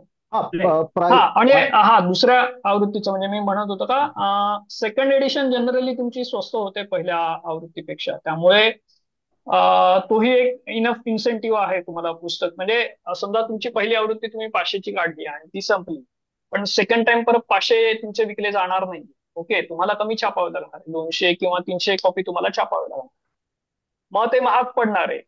असं एक लॉजिक काहीतरी डोक्यात घेऊन बसलेले आहेत असं मला वाटतं. पण तसं होत नाही ना, तुम्हाला दुसऱ्या आवृत्तीच्या वेळेला कव्हर डिझाईन करायचं नाही, तुम्हाला मांडणीचा खर्च वाचतो आहे, तुमचा प्रूफ रिडिंगचा खर्च वाचतो आहे. हा सगळा खर्च हा जो प्रिंटिंगसाठी वाढलेला खर्च आहे तो भरून काढत असतो. So you can maintain your price. पण म्हणजे 200 कॉपी छापा, 300 कॉपी छापा, डिजिटली छापा, बट तुमचं पुस्तक प्रिंटमध्ये असलं पाहिजे. म्हणजे तुम्हाला ऍटलीस्ट, म्हणजे तुम्ही प्रकाशक आहात तर तुम्हाला तुमच्या पुस्तकामध्ये तेवढा तो कॉन्फिडन्स असला पाहिजे या Right. पुस्तकाला वाचक कधी तयार होऊ शकतो. आणि मग तुमचं जर पुस्तकच प्रिंटमध्ये नसेल तर तुम्ही का ब्लेम करता वाचकांना, का म्हणजे वाचक नाहीये तुमचं, जर पुस्तक अवेलेबलच नाहीये तर का तुम्ही. हा अतिशय डोळ्यात अंजन हा टाकणार प्रश्न होता माझ्याकरता. नाही, म्हणजे आता याच्यामध्ये खरंय. सॉरी बोल. नाही बोला नाही नाही, कारण खरंच पुस्तकाचा वाचक कधी तयार होईल याच्याबद्दल आपण काहीच सांगू काय शकत सांग. नाही ना. म्हणजे 743चं उदाहरण द्यायचं झालं तर त्याचं म्हणतात ना का पहिली आवृत्ती इतके वर्ष विकली गेली, दुसऱ्या तिसऱ्या आवृत्त्या पटापट विकल्या गेल्या ना. So may be Right. त्यावेळेला त्याचा वाचक रेडी नव्हता, नंतर त्याबद्दल मी तयार जे काय असेल पण Right. वाचक तयार झाला ना. दुसरी तिसरी आवृत्ती 3 वेगवेगळ्या प्रकाशकांनी ते पुस्तक आतापर्यंत प्रकाशित केलेलं. Correct. तो भवभूती म्हणाला होता ना की पृथ्वी खूप मोठी आहे, आणखीन काल अमर्याद आहे, त्याच्यामुळे मला कुठेतरी वाचक मिळेल. येस. नाही तो पण एक आहे. म्हणजे मग कदाचित आम्हाला जमेल की नाही माहित नाही आता. म्हणजे तो पण एक डाऊट असतो स्वतःबद्दल का पपायरस सुरू केले, आम्हाला शक्य आहे की नाही. पण मग निदान एक एवढं करूयात का ते पुस्तक म्हणजे 30 वर्षांनी आम्हाला प्रिंटमध्ये ठेवता नाही आलं तरी चालेल, पण 30 वर्षांनी ते पुस्तक टिकेल. फिजिकली सर्व्हाइव्ह केलं पाहिजे, निदान त्या क्वालिटीचं तरी बनवूया, किंवा राईट म्हणजे मग आपण लोकांवर सोडूया, अगर जर त्यांना ते महत्वाचं वाटलं तर ते जपतील, पुढच्या राईट. पिढीला पास ऑन करतील, otherwise it will go into scrap. नाही नाही, आता हा याच्या मुद्दा या पण पुढचा प्रश्न हा महत्वाचा. या या या फक्त मी एक फक्त जोडायचं या भूषण जो म्हणतो त्या मुद्द्याला. तुमचं जर आर्कायव्हिंग झालं नाही, दस्तऐवजीकरण जर कुठल्याही लिटरेचरचं म्हणा, त्या एकूणच काळाचं जर झालं नाही, मग ते फिक्शन असू दे, नॉन फिक्शन असू दे, तर पुढच्या काळाला तुम्ही काय देणार आहात? हा मुद्दा कुठेतरी आपण सजगपणे विचार करायला हवा. आता माझ्याकडे भाऊपाध्यांची पिचकारी हे लेख संग्रहाची कॉपी आहे. ती त्याच्यावर मला वाटतं 70च्या दशकात का 79च्या दशकात छापले. त्याच्यामध्ये त्यांची पॉलिटिक्स वरती लिहिलेले लेख आहेत. Correct. त्या काळचं पॉलिटिक्स जे काय घडलं असेल त्या काळी. आता आज मला जर ते मिळालंच नाही, तर त्या काळात काय घडलं होतं, त्यांचा काय विचार होता, त्या याच्यामध्ये कुठले लोक होते जे इन्फ्लुएन्शियल होते, हे कळणारच नाही. Yeah. मग यामागे मग ते तसं ते प्रोडक्शन होणं गरजेचं आहे. ते Right. टिकलंच नाही तर ते पुढे जाणारच नाही. जर आगळं वेगळं तर आगळं श्रीपाद, वेगळं आम्ही एक जे एक छापलं मिनिट ते जरा थांब, ते आपण टिकलंच त्याच्याबद्दल. नसतं तर आम्ही ते प्रिंटच केलं नसतं, आमच्यापर्यंत पोहोचलंच नसतं. Right. तर याच्याबद्दल मला जरा व्यवस्थित वेगळा प्रश्नच विचारायचा होता. म्हणजे आपण सुद्धा जेव्हा बोललो होतो तेव्हा तो हा मुद्दा केला होतास की प्रिंट क्वालिटीबद्दल. तर त्याच्याकडे यायच्या आधी मी पल्प बद्दल बोलतो जरासं, राईट? तर पल्प म्हणजे काय, तर आपल्या प्रेक्षकांसाठी तर सर्वात कमी प्रतीचा कागद, जो रिसायकल कागदाच्या लगद्यापासून बनवतात तसा. तर पल्प म्हणजे लगदा बेसिकली, तो स्वस्त असतो, राईट? आणि त्याच्यावर म्हणजे लगद्याच्या कागदावरती, पल्पच्या कागदावरची ज्या छापलेल्या गोष्टी असतात म्हणजे पल्प फिक्शन. आणि ह्या पुस्तकांचं एक स्वतःचं इकॉनॉमिक्स पण असतं आणि स्वतःचं सौंदर्यशास्त्र पण असतं. म्हणजे it's written, it's produced very, म्हणजे फार पटकन त्याची हे केली जाते. त्याच्यातले प्लॉट्स वेगवान असतात. एका प्रकारच्या म्हणजे फक्त रंजन एवढाच त्याच्या मागचा एक हे असतो, आणि टार्गेट रीडर असतो त्याला वेगवान, उत्कंठा ताणून धरणाऱ्या कथानकात रस असतो. आणि त्याच्यामुळे त्याची मुखपृष्ठ पण फार वैशिष्ट्यपूर्ण असतात.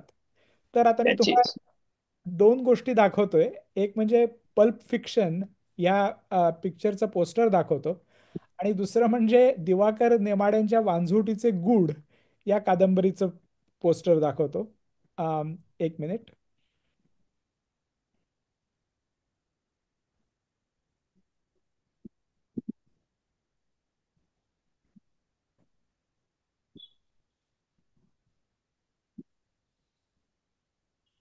दिसते का हे पल्प हो. फिक्शन? येस. हा. तर हे अ, हे हे माझ्या मते अगदी फार छान उदाहरण आहे या पल्प फिक्शन टाईपच्या पुस्तकांच्या, पुस्तकाचा जो अ, अ, पृष्ठ असतात त्यांचा. एक स्टाईल. हा. आणि हे दुसरं वांझोटीचे गूढ, हे पण किती मस्त आहे. अ, त्याच्यात फार वैशिष्ट्यपूर्ण असं हे आहे. तर मराठीत सुहास शिरवळकर, गुरुनाथ नाईक, दिवाकर नेमाडे इत्यादी लेखकांचं साहित्य हे 70 ते 90 या कालखंडात प्रचंड लोकप्रिय होतं. तर त्याच्याबद्दल म्हणजे पंकज भोसले त्याच्याबद्दल सातत्याने लिहित होता, अजून लिहितो. तर ही पुस्तकं 90 नंतर हळूहळू लुप्त होत गेली. तर गावोगावच्या लायब्रऱ्या, रद्दीवाले अशी पायपीट शोधाशोध केल्यानंतर त्याला ही बरीच पुस्तकं मिळवता आली असं त्यांनी नोंदलंय. तर ही पुस्तकं का लुप्त झाली याबद्दलचं फार इंटरेस्टिंग संभाव्य कारण तुम्ही दोघांनी सांगितलं होतं, आणि श्रीपाद तू त्याच्याबद्दल बोलायला सुरुवात पण केली होतीस. तर आता सांग की हे का भूषण केले असते. भूषण जास्त बोललेले याबद्दल, पल्प आता फिक्शन त्या मुद्द्याबद्दल. रद्दीवाले म्हणजे माझं एक हे प्रामाणिक मत आहे का, रद्दीवाल्यांना अनसंग हिरो आहेत या पुस्तक व्यवहारात, म्हणजे त्यांना ड्यू क्रेडिट दिलं जात नाही. आता थोडा तो अवेअरनेस वाढला आहे. म्हणजे पंकज फार हे एक महत्वाचं काम करतोय, त्याचे हे जे काय त्याचे हे शोधाचे जे काय किस्से तो शेअर करतोय आपल्या बरोबर, त्यामुळे एक फार महत्वाचा एक अवेअरनेस या म्हणजे एका कालखंडाबद्दल आताच्या जनरेशनला. आणखी ही पुस्तकं आमच्या जनरेशननी फार बघितलेली नाही. म्हणजे मराठीतली नाही बघितली, हिंदीतली रेल्वे स्टेशनच्या म्हणजे व्हीलर बस स्टॉल्स स्टँड वरती वरती वगैरे कधी बघितली. कधी नजरेस पडतात वगैरे. मराठीतली बघितलेली नाही. तर त्या पिढीला, आताच्या आमच्या पिढीला ओळख करून द्यायचं फार मोठं काम पंकज करतो आहे. आणि या रद्दीवाल्यांचं म्हणजे मराठी पुस्तकांच्या बाबतीमध्ये तर फारच महत्वाचं कॉन्ट्रीब्युशन म्हणाल. कारण की आता आपलं आधी जसं डिस्कशन झालं तसं का मराठी बहुतेक पुस्तकांची एक आवृत्ती निघते. तिचा आकडा कमी जास्त असू शकतो. म्हणजे पल्प फिक्शनच्या केसेसमध्ये मी जे काय ऐकले का 2000, 3000, 5000 वगैरे इतक्या पुस्तकांची आवृत्ती निघायची. सो आता पण म्हणजे आता या पुस्तकाचं म्हणजे मला ही काम मिळाली नाही पुस्तकं. म्हणजे आता उदाहरण घेऊन बोलायचं झालं तर आता समजा एखादं 1987 सालचं पुस्तक धरूया. माझ्या जन्माचं वर्ष आहे ते 87चं. तुम्ही जन्माला आलं त्या वर्षी असंच एक पल्प फिक्शन कॅटेगरीतलं प्रकाशित झालेलं आपण पुस्तक कन्सिडर करूया. आता एखादं पुस्तक जेव्हा बाजारात येतं तेव्हा ते अंदाजे किती वर्ष पुस्तकांच्या म्हणजे दुकानातल्या शेल्फवरती राहतं. ते फार तर फार 5 आणि त्या दुकानदाराकडे फारच पेशन्स असेल तर 10 एक वर्ष तो ठेवेल. 10 एक वर्षानंतर त्याला ती जागा मर्यादित आहे दुकानाची. एकतर तो मग ते डिस्काउंट वाढवणार आणि पुस्तक काढणार, किंवा मग प्रकाशक जर परत घेत असेल तर त्याला परत पाठवणार. आता या 5-10 वर्षांनंतर जर आधी आपण बोललो तसं का पुस्तक जर आपण म्हणजे पुस्तक प्रिंटमध्ये ठेवणं ही जबाबदारी आहे. आता त्या काळामध्ये कदाचित त्या प्रकाशकांना वाटली नसावी ती, त्यांची कारणं असतील वेगळी. तर आता हे 5-10 वर्षांनंतर हे सेलचा जो विक्रीचा जो ते सर्कल आहे त्या सर्कलच्या बाहेर जाणार. आता मला या काळामध्ये 87 सालचं पुस्तक 2025 मध्ये मी समजा शोधायला घेतलं, मला कुठे मिळणार आहे? एक तर लायब्ररी हा एक ऑप्शन आहे आणि मग दुसरा आहे रद्दीवाला. पण मग आता होतं काय, ही पुस्तकं आता ही जी पुस्तकं आहेत पल्प फिक्शनची, आता तुम्ही म्हणालात तसं काही रंजन किंवा टाइम म्हणजे त्या काळी ही पुस्तकं म्हणजे हा माझा अंदाज आहे आणि म्हणजे काहीतरी स्टॅटिस्टिक्स म्हणून बांधलेला अंदाज आहे का ही पुस्तकं खाजगी संग्रहांपेक्षा वाचनालयांमध्ये जास्त होती. ही पुस्तकं स्वतः विकत घेऊन घरामध्ये ठेवण्यामध्ये कुठेतरी आपला म्हणजे त्यांची मुखपृष्ठ थोडीशी टॅबू भरत होता. असायची. सो आपण त्या बाबतीमध्ये फार विचार करतो या गोष्टींचा. सो हे kind of a guilty or timepass kind of a reading असं कन्सिडर केलं जायचं पुस्तक. आपण गिल्टी दुटप्पी आणि रिडिंगच जास्त. सोवळे आपण सॉरी. दुटप्पी आणि सोवळे लोक आहोत. आपल्याला ते वाचायला आवडतं. एक्झॅक्टली ते सोवळ पण जपण्यासाठी ती आपण चोरून वाचायचो, कव्हर चढून त्याच्यावरती वाचायचो, लायब्ररीची कामं करायची. तर लायब्ररीमध्ये कसं व्हायचं, आता तुम्ही म्हणाल तसं पल्प फिक्शन पल्प कागद आहे, हलक्या प्रतीचा कागद आहे. लायब्ररीमध्ये ते पुस्तक बहुतेक म्हणजे भरपूर जण हाताळणार आहे. 5-6 वाचनामध्ये त्याचे कागद हे व्हायला लागायचे, मग त्यांना पुन्हा बाइंड करावं लागायचं. आता तुमच्या गावामध्ये म्हणजे समजा एखाद्या गावातली ही लायब्ररी असेल, त्या गावामध्ये जर चांगला बाइंडर उपलब्ध नसेल तर मग काय आपला असा टोच्या मारणार काहीतरी शिवणार. आता एक उदाहरण दाखवतो याचं. आता हे एक उदाहरण आहे, बाइंड केलेलं रिबाइंड केलेलं पुस्तक आहे. मुखपृष्ठ तर त्यांनी घालवलंच आहे त्यांच्याकडे, म्हणजे बाइंडरकडे असताना होतं की नाही माहित नाही, वर चिकटू शकत होता पण ते त्यांनी घालवलंच. हा एक डॉक्युमेंटेशन. आता त्या काळातल्या मुखपृष्ठ मिळत नाही बघायला, त्यावेळेला कम्प्युटर नव्हते, स्कॅन्स झालेले नाही, फोटो काढले गेलेले नाही. सो कसे होते म्हणजे जर त्या काळातल्या पुस्तकांच्या मुखपृष्ठाबद्दल जर कोणी काही लिहायचं ठरवलं तर त्याला कुठे मिळणार आहे बघायला, हा मुद्दा आहेच. आता दिसते की नाही माहित नाही. या हो. बाइंडिंग मध्ये आतल्या जवळजवळ एक अख्खी ओळ गेलेली आहे जी वाचता येत नाहीये तुम्हाला पुस्तक. ओके, आता हे असं बाइंडिंग झाल्यानंतर हे पुस्तक सर्क्युलेशन मध्ये म्हणजे लायब्ररीमध्ये जेव्हा तुम्ही चाहता अरे हे वाचता येत नाही, त्यामुळे ते बॉरो होत नाही. लायब्ररीज काय करणार का, अच्छा हे पुस्तक 1-2 वर्ष बॉरो नाही झाले, हे रद्दीत काढणार आहे. रद्दीत काढल्यानंतर रद्दीवाले फार डोळस माणसं त्या बाबतीमध्ये, त्यांना या पुस्तकांची किंमत फार कळते, म्हणजे कुठल्या पुस्तकाला रिसेल व्हॅल्यू आहे यांची जाण फार चांगली आहे रद्दीवाल्यांची. हे पुस्तकं त्यांना माहिती आहे विकली जाण्याची शक्यता कमी आहे, आणि विकलं जरी गेलं तरी हा समोरचा माणूस काय बोलणार आहे का 10 रुपये 15 रुपयात दे, हे काय धड वाचता येत. त्यातनं त्यांना मिरवण्यामध्ये आणि त्यामध्ये फारसं काही प्रॉफिट नाही. सो ही पुस्तकं रिसायकल होणार आहे, त्यांचा परत पल्प होणार आहे लाईक इट्स टायटल.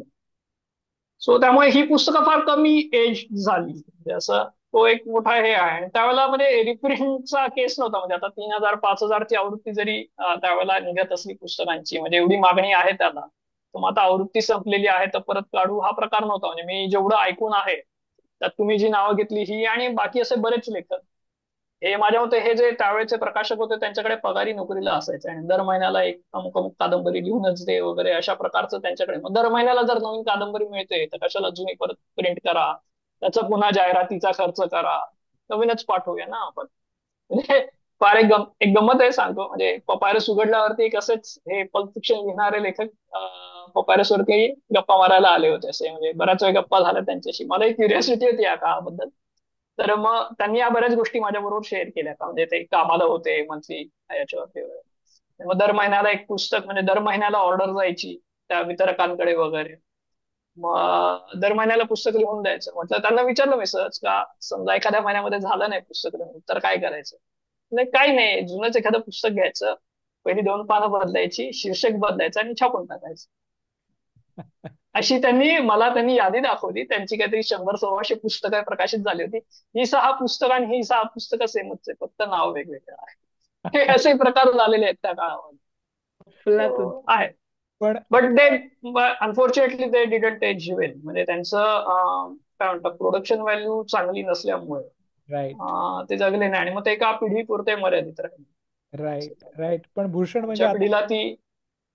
परत आपण तो जो मुद्दा तू सुरुवातीला मांडला होतास की बुक ॲज अ प्रॉडक्ट आणखीन ते येस. प्रॉफिटेबल होतं का नाही, they had figured something out, नाही का? येस. हा हा. फॉर अगदी. फॉर दॅट टाइम दे दे मला वाटतं हाच फरक आहे ना, म्हणजे की नुसतं एखाद्या वस्तूकडे प्रॉडक्ट म्हणून बघणं आणि त्या प्रॉडक्ट वरती प्रेम करून त्याचं ऍक्च्युली आशयाशी त्याचं काय नातं आहे, डॉक्युमेंटेशनशी त्याचं काय नातं आहे, याचं भान राखून त्याच्याकडे प्रॉडक्ट म्हणून बघणं. या दोन गोष्टीमध्ये जो फरक आहे तो इथे अधोरेखित होतो आणि असं जर वाटतं. कदाचित त्यांना फारसा त्याचा अ, खर्चाचा ताळा न बिघडवता सुद्धा थोडी क्वालिटी वाढवली जर त्यांनी असती तर कदाचित आपल्याबरोबर थोडी. हा हा हा. अजून इझिली शक्य आहे हे करणं. राईट. आणि या स्केलला तर सहज शक्य होतं त्या काळामध्ये, आणि तेच त्या त्यांना काळामध्ये सहज शक्य होतं. दृष्टी नव्हती त्यांना ती असं नाही, पण ऍक्च्युली मला वाटतं ते म्हणजे त्यांचे हात पण मानले गेले होते वाटतं. म्हणजे हा भरकटेल विषय फार, पण जायचंय का त्या विषयाकडे, होय होय वळायचंय होय. का? ओके. होय. सो आता हे कसे होते, आता ही पुस्तकं गावोगावी पोहोचली. म्हणजे त्या काळी गावोगावी ही पुस्तकं वाचली गेली होती, गावागावातल्या लायब्ररीज मध्ये पोहोचली होती.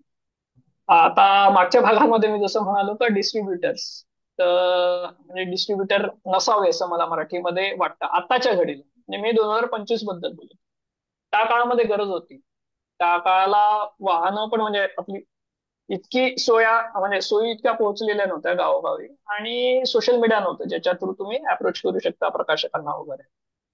सो या डिस्ट्रीब्युटर वरती हे प्रकाशक म्हणजे अवलंबून होते का हेच गावोगावी पोहोचणार आहे.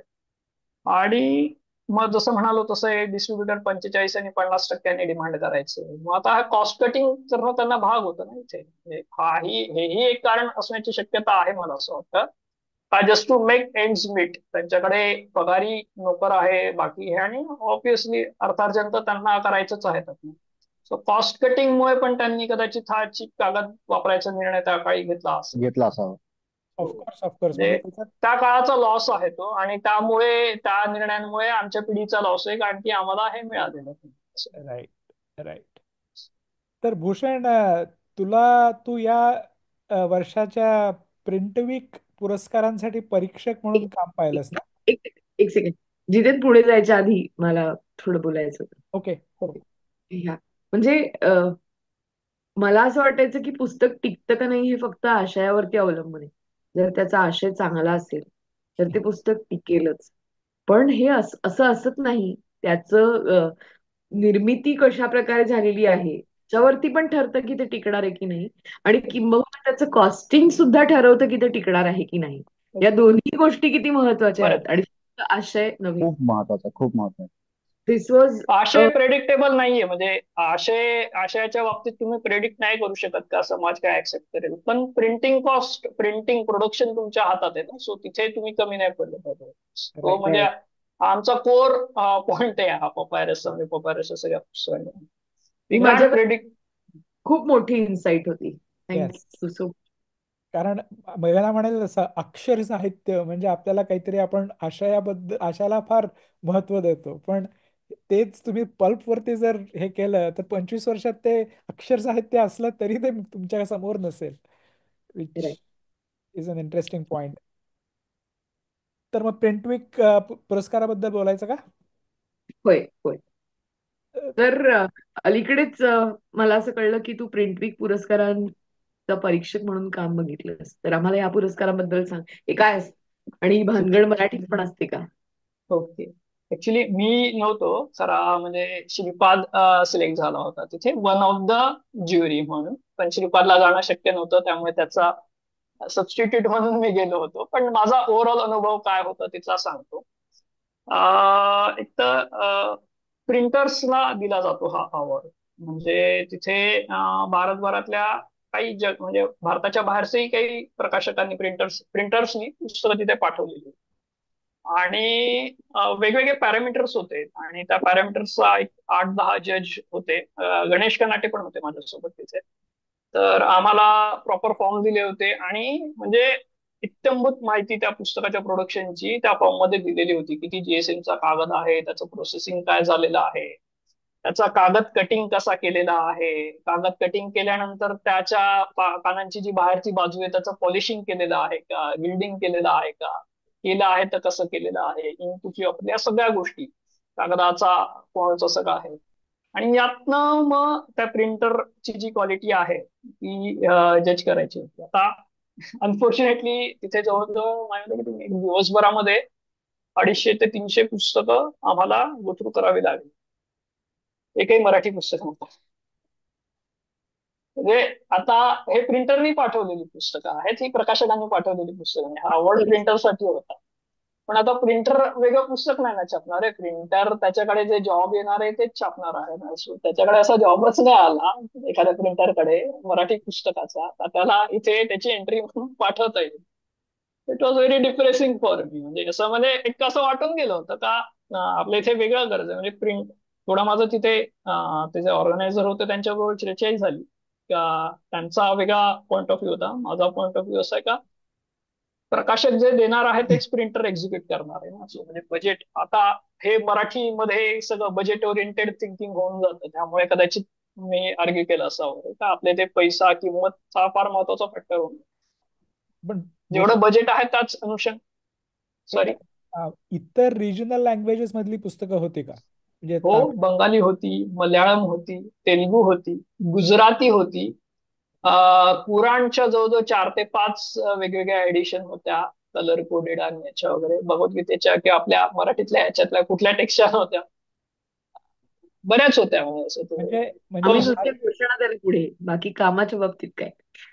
तेच म्हणजे So, हा जो इकॉनॉमिक ह्याचा जो म्हणजे हिंदी आणखीन इंग्लिशला मला वाटते खूप जास्ती मार्केट आहे, आपल्याला नाहीये असं आपण एक्सक्यूज देतो. पण ह्या इतर भाषातली पुस्तकं बघून आपल्याला ते पण एक्सक्यूज देता येत नाही मराठीबद्दल, नाही का? नाही. म्हणजे असं काहीतरी मराठीत सुरू व्हावं असं वाटून गेलं मला. का मराठीत म्हणजे प्रिंटरला नाही देता येणार, पण असं प्रकाशकांना म्हणजे वर्षभरातले अमुक अमुक म्हणजे असे वाचकच निवडायचे, चांगले डेडिकेटेड वाचकच निवडायचे जे या गोष्टीत डेडिवसपणे बघतात आणि तुम्ही निवडा आणि असं काहीतरी मग त्या अनुषंगाने चर्चा करताय. म्हणजे बुक डिझाईन पुस्तकाच्या प्रोडक्शनवर फार चर्चा होताना दिसत नाही मराठीमध्ये. त्या बरोबर. निमित्ताने ती कदाचित सुरू झाली, हा अवेअरनेस पसरला. ही चांगली कल्पना आहे फार. म्हणजे जे काही आपल्याकडे होतंय, जी काही लोक पुस्तकं काढतायत त्याचा डिझाईन हम्म. त्या बाजूनी विचार करून डिझाईनसाठी अवॉर्ड्स किंवा त्याच्याबद्दल आय- मेघना आपल्यालाच करायला हरकत नाही, किंवा आपल्या चौघांना सगळ्यांना मिळून करायला पण हरकत नाहीये.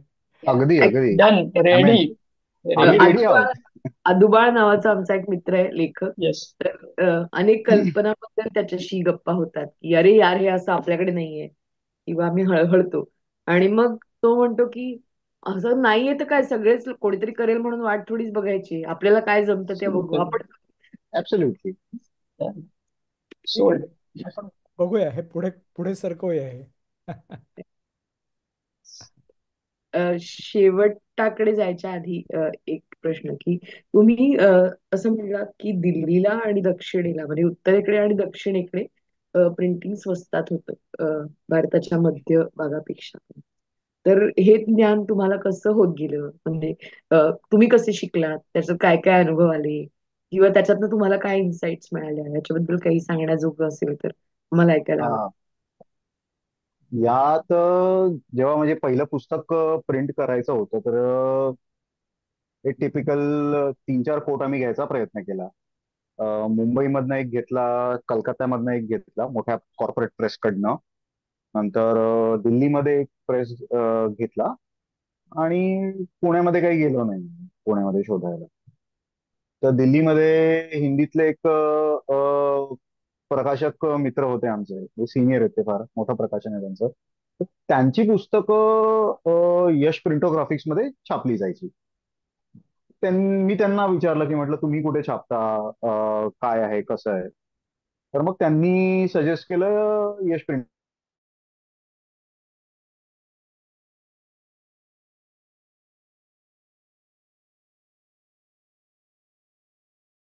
त्यांना मी विचारलं की म्हटलं असं असं आहे, टेक्स्ट आहे, असं असं करायचं. तर मग त्यांनी कोटेशन दिलं आणि सांगितलं की, मी म्हणालो की कव्हर असं आहे. तर मला कव्हर थोडस एक पासोडीचं कव्हर तुम्ही बघाल तर त्याला असे ते जाळीचं काहीतरी एक स्ट्रक्चर आहे. तर ते कव्हर बघून तुम्हाला अगदी जसं गुळगुळीत कागदावर केलं तर ती सगळी मजा निघून जाणार. तर मग मी म्हणालो की नाही, मला असं असं त्याच्यावरती थोडासा वेगळा पेपरचं हवंय, where it will give you kind of a feeling of rough texture in your hand. तो कॅनव्हास पेपरचं आहे, असं ते सगळं आहे. त्यांच्याशी मी बोललो तर म्हणजे त्यांच्याशी बोलल्यानंतर ते जाणवलं की नाही, त्यांना मी काय म्हणतोय ते कळतंय. म्हणजे जर एखाद्या प्रकाशकाला, एखाद्या प्रिंटरला प्रकाशक काय म्हणतो हे कळत नसेल तर मग मग काही खरं नाही. हा माझा अनुभव आहे आतापर्यंतचा त्यांच्याशी डील करतानाचा. तर मी जे काय म्हणत होतो त्या वेळेला, मोमेंटला मला जे काय थोडंफार हवं होतं, आम्ही जे डिसाईड करत होतो, आम्ही, मी आणि भूषण मिळून, की अरे हे हवंय हवंय, ते त्याला कळत होतं काय जे बोलत होतो. आणि ते म्हणत होतो हा कर सकते ऐसा कर सकते. कॉस्टिंग वाईज या अनुषंगाने मला दिल्ली कम्पॅरेटिव्हली स्वस्त वाटली. 15-20 रुपयांनी. आता 15-20 रुपये एका पुस्तकाच्या मागे MRP is a huge amount. म्हणजे टोटॅलिटीमध्ये जर आपण विचार केला किंवा एमआरपी करताना, आणि ते फ्लेक्झिबल होत आहे पेमेंटच्या बाबतीत आणि टॅक्सेसच्या बाबतीत. तर हे मला एक खूप महत्वाचं वाटलं. फक्त हेच जेव्हा आम्ही दिल्लीमध्ये सुरुवातीची 7-8 पुस्तकं केल्यानंतर मी म्हटलं नाही, आपण एकाच वरती मॉनोपोली क्रिएट नको करूयात. आता यामध्ये अजून एक महत्वाचा मुद्दा मला असं सांगावं असं वाटतं की इंडिपेंडेंट प्रेस जे आहेत, म्हणजे आता जसं इंडी पब्लिशर आहोत, अ, त्यांचं स्वतःचं प्रेस आहे. तो एकच माणूस आहे, तो स्वतः चालवतो प्रेस. म्हणजे कॉर्पोरेट ऑफिस नाही, म्हणजे कॉर्पोरेट मोठी कंपनी नाही, अशी नाही. त्यांचे ओव्हरहेड्स आणि इंडी प्रेसचे ओव्हरहेड्स खूप फरक आहे. त्यांचं प्रिंटिंग म्हणजे बल्क काइंड ऑफ प्रिंटिंग, यांच्याकडे येणारा जॉब, कॉर्पोरेट प्रेसकडे येणारा जॉब आणि इंडी प्रिंटरकडे येणारा जॉब मध्ये तफावत आहे खूप मोठी. तर याच्यामध्ये अगदी म्हणजे तिकडे पण ते महत्व देणारच, इथेही तुम्हाला ऍज अ कस्टमर म्हणून ट्रीट करणार, पण यांच्या ओव्हरहेड्सने तुमच्या कॉस्टिंगवरती फरक पडणार आहे. कम्पॅरेटिव्हली इंडी प्रेसच्या कॉस्टिंगमध्ये ओव्हरहेड्समुळे फरक कमी पडेल. आय मे हा. बी रॉंग, मला हे म्हणायचं नाहीये की बरोबरच आहे, पण हा अनुभव होता दोघांच्या कॉस्टिंगमध्ये. तर हे मला जाणवलं. मी म्हटलं मग आपणच इंडिपेंडेंट पब्लिशर आहोत, तर मग आपण कॉर्पोरेट प्रेसकडे का जावं, हे कुठेतरी मला माझ्या मनाला लागलं. जसं इंडिपेंडेंट सिनेमाला सध्या महत्व आहे आणि या सगळ्या गोष्टीला महत्व आहे तसं. तर मग तो एक मुद्दा होता. तसंच मग आम्ही म्हणत होतो की नाही, दिल्लीला आहोत आपण, मुंबईत पण शोधूयात आणि पुण्यात पण शोधूयात. जेव्हा सचिनचं पुस्तक आलं तेव्हा आम्हाला म्हटलं की नाही, दिल्लीत करून फायदा नाही. सचिन असं म्हणजे करू. सचिन सचिन तेंडुलकर. तेंडुलकरचं पुस्तक होतं. तर त्या अनुषंगाने मग आम्ही आकृती प्रिंटर्सकडे गेलो पुण्याला. त्यांच्याशी पण मी काय बोलत होतो हे त्यांना कळत होतं. म्हणजे त्यांची जे ओनर होतो, मी ओनरशीच बोलायचो आणि त्यांची एक सबऑर्डिनेट कलिग होती, त्यांच्याशी मी बोलायचो, त्या मॅडमशी. मी त्यांना काय सांगत होतो, म्हणजे मला हार्डबाउंड विथ जॅकेट हवंय, मला आतला कागद असा हवाय, शेषासही तुमच्याकडे ATGSM आहे का, तुम्हाला तो ऍसिड फ्री हवाय, हे हवंय, असं असं सगळं बोलत होतं. मी काय म्हणत होतो त्यांना सगळं कळत होतं. आणि त्याच्या त्याच्या आधी त्याच्या आधी नाशिकच्या साहित्य संमेलनामध्ये आम्हाला असहमतीचा आवाज आणायचा होता. आणि दिल्लीला त्याला बराच वेळ लागणार होता, कारण की दिल्लीवरनं इकडे येणार, त्याच्यात बराच वेळ लागणार. म्हणून आम्ही पुण्यामध्ये विचारलं की हा पेपर बॅक पण आहे आणि हार्ड कव्हर एडिशन पण आहे विथ जॅकेट. तर पुण्याच्या एका प्रिंटरने, नॉट आकृती, पुण्याच्या एका प्रिंटरने मला विचारलं डस्ट जॅकेट म्हणजे. I was like okay. तर मला कळेना आता मी त्यांना कसं समजू. म्हटलं सर, ते पुस्तकाला वेस्टर्न लावतात, जुन्या काळात लावत होते तसं नाही, तुम्ही मला सॅम्पल पाठवा. मग मी त्यांना फोटोज पाठवले तरी त्यांना कळे ना काय हवं. मग मी म्हंटल आता यांच्याकडे कसं प्रिंट करायला द्यायचं आपण. म्हटलं हे इथेच इथपासूनच मला प्रश्न विचारला जातो की डस्ट जॅकेट म्हणजे काय. तर मला थोडं कळे ना की म्हटलं नाही, I cannot rely on him. No, I am not going to take chances.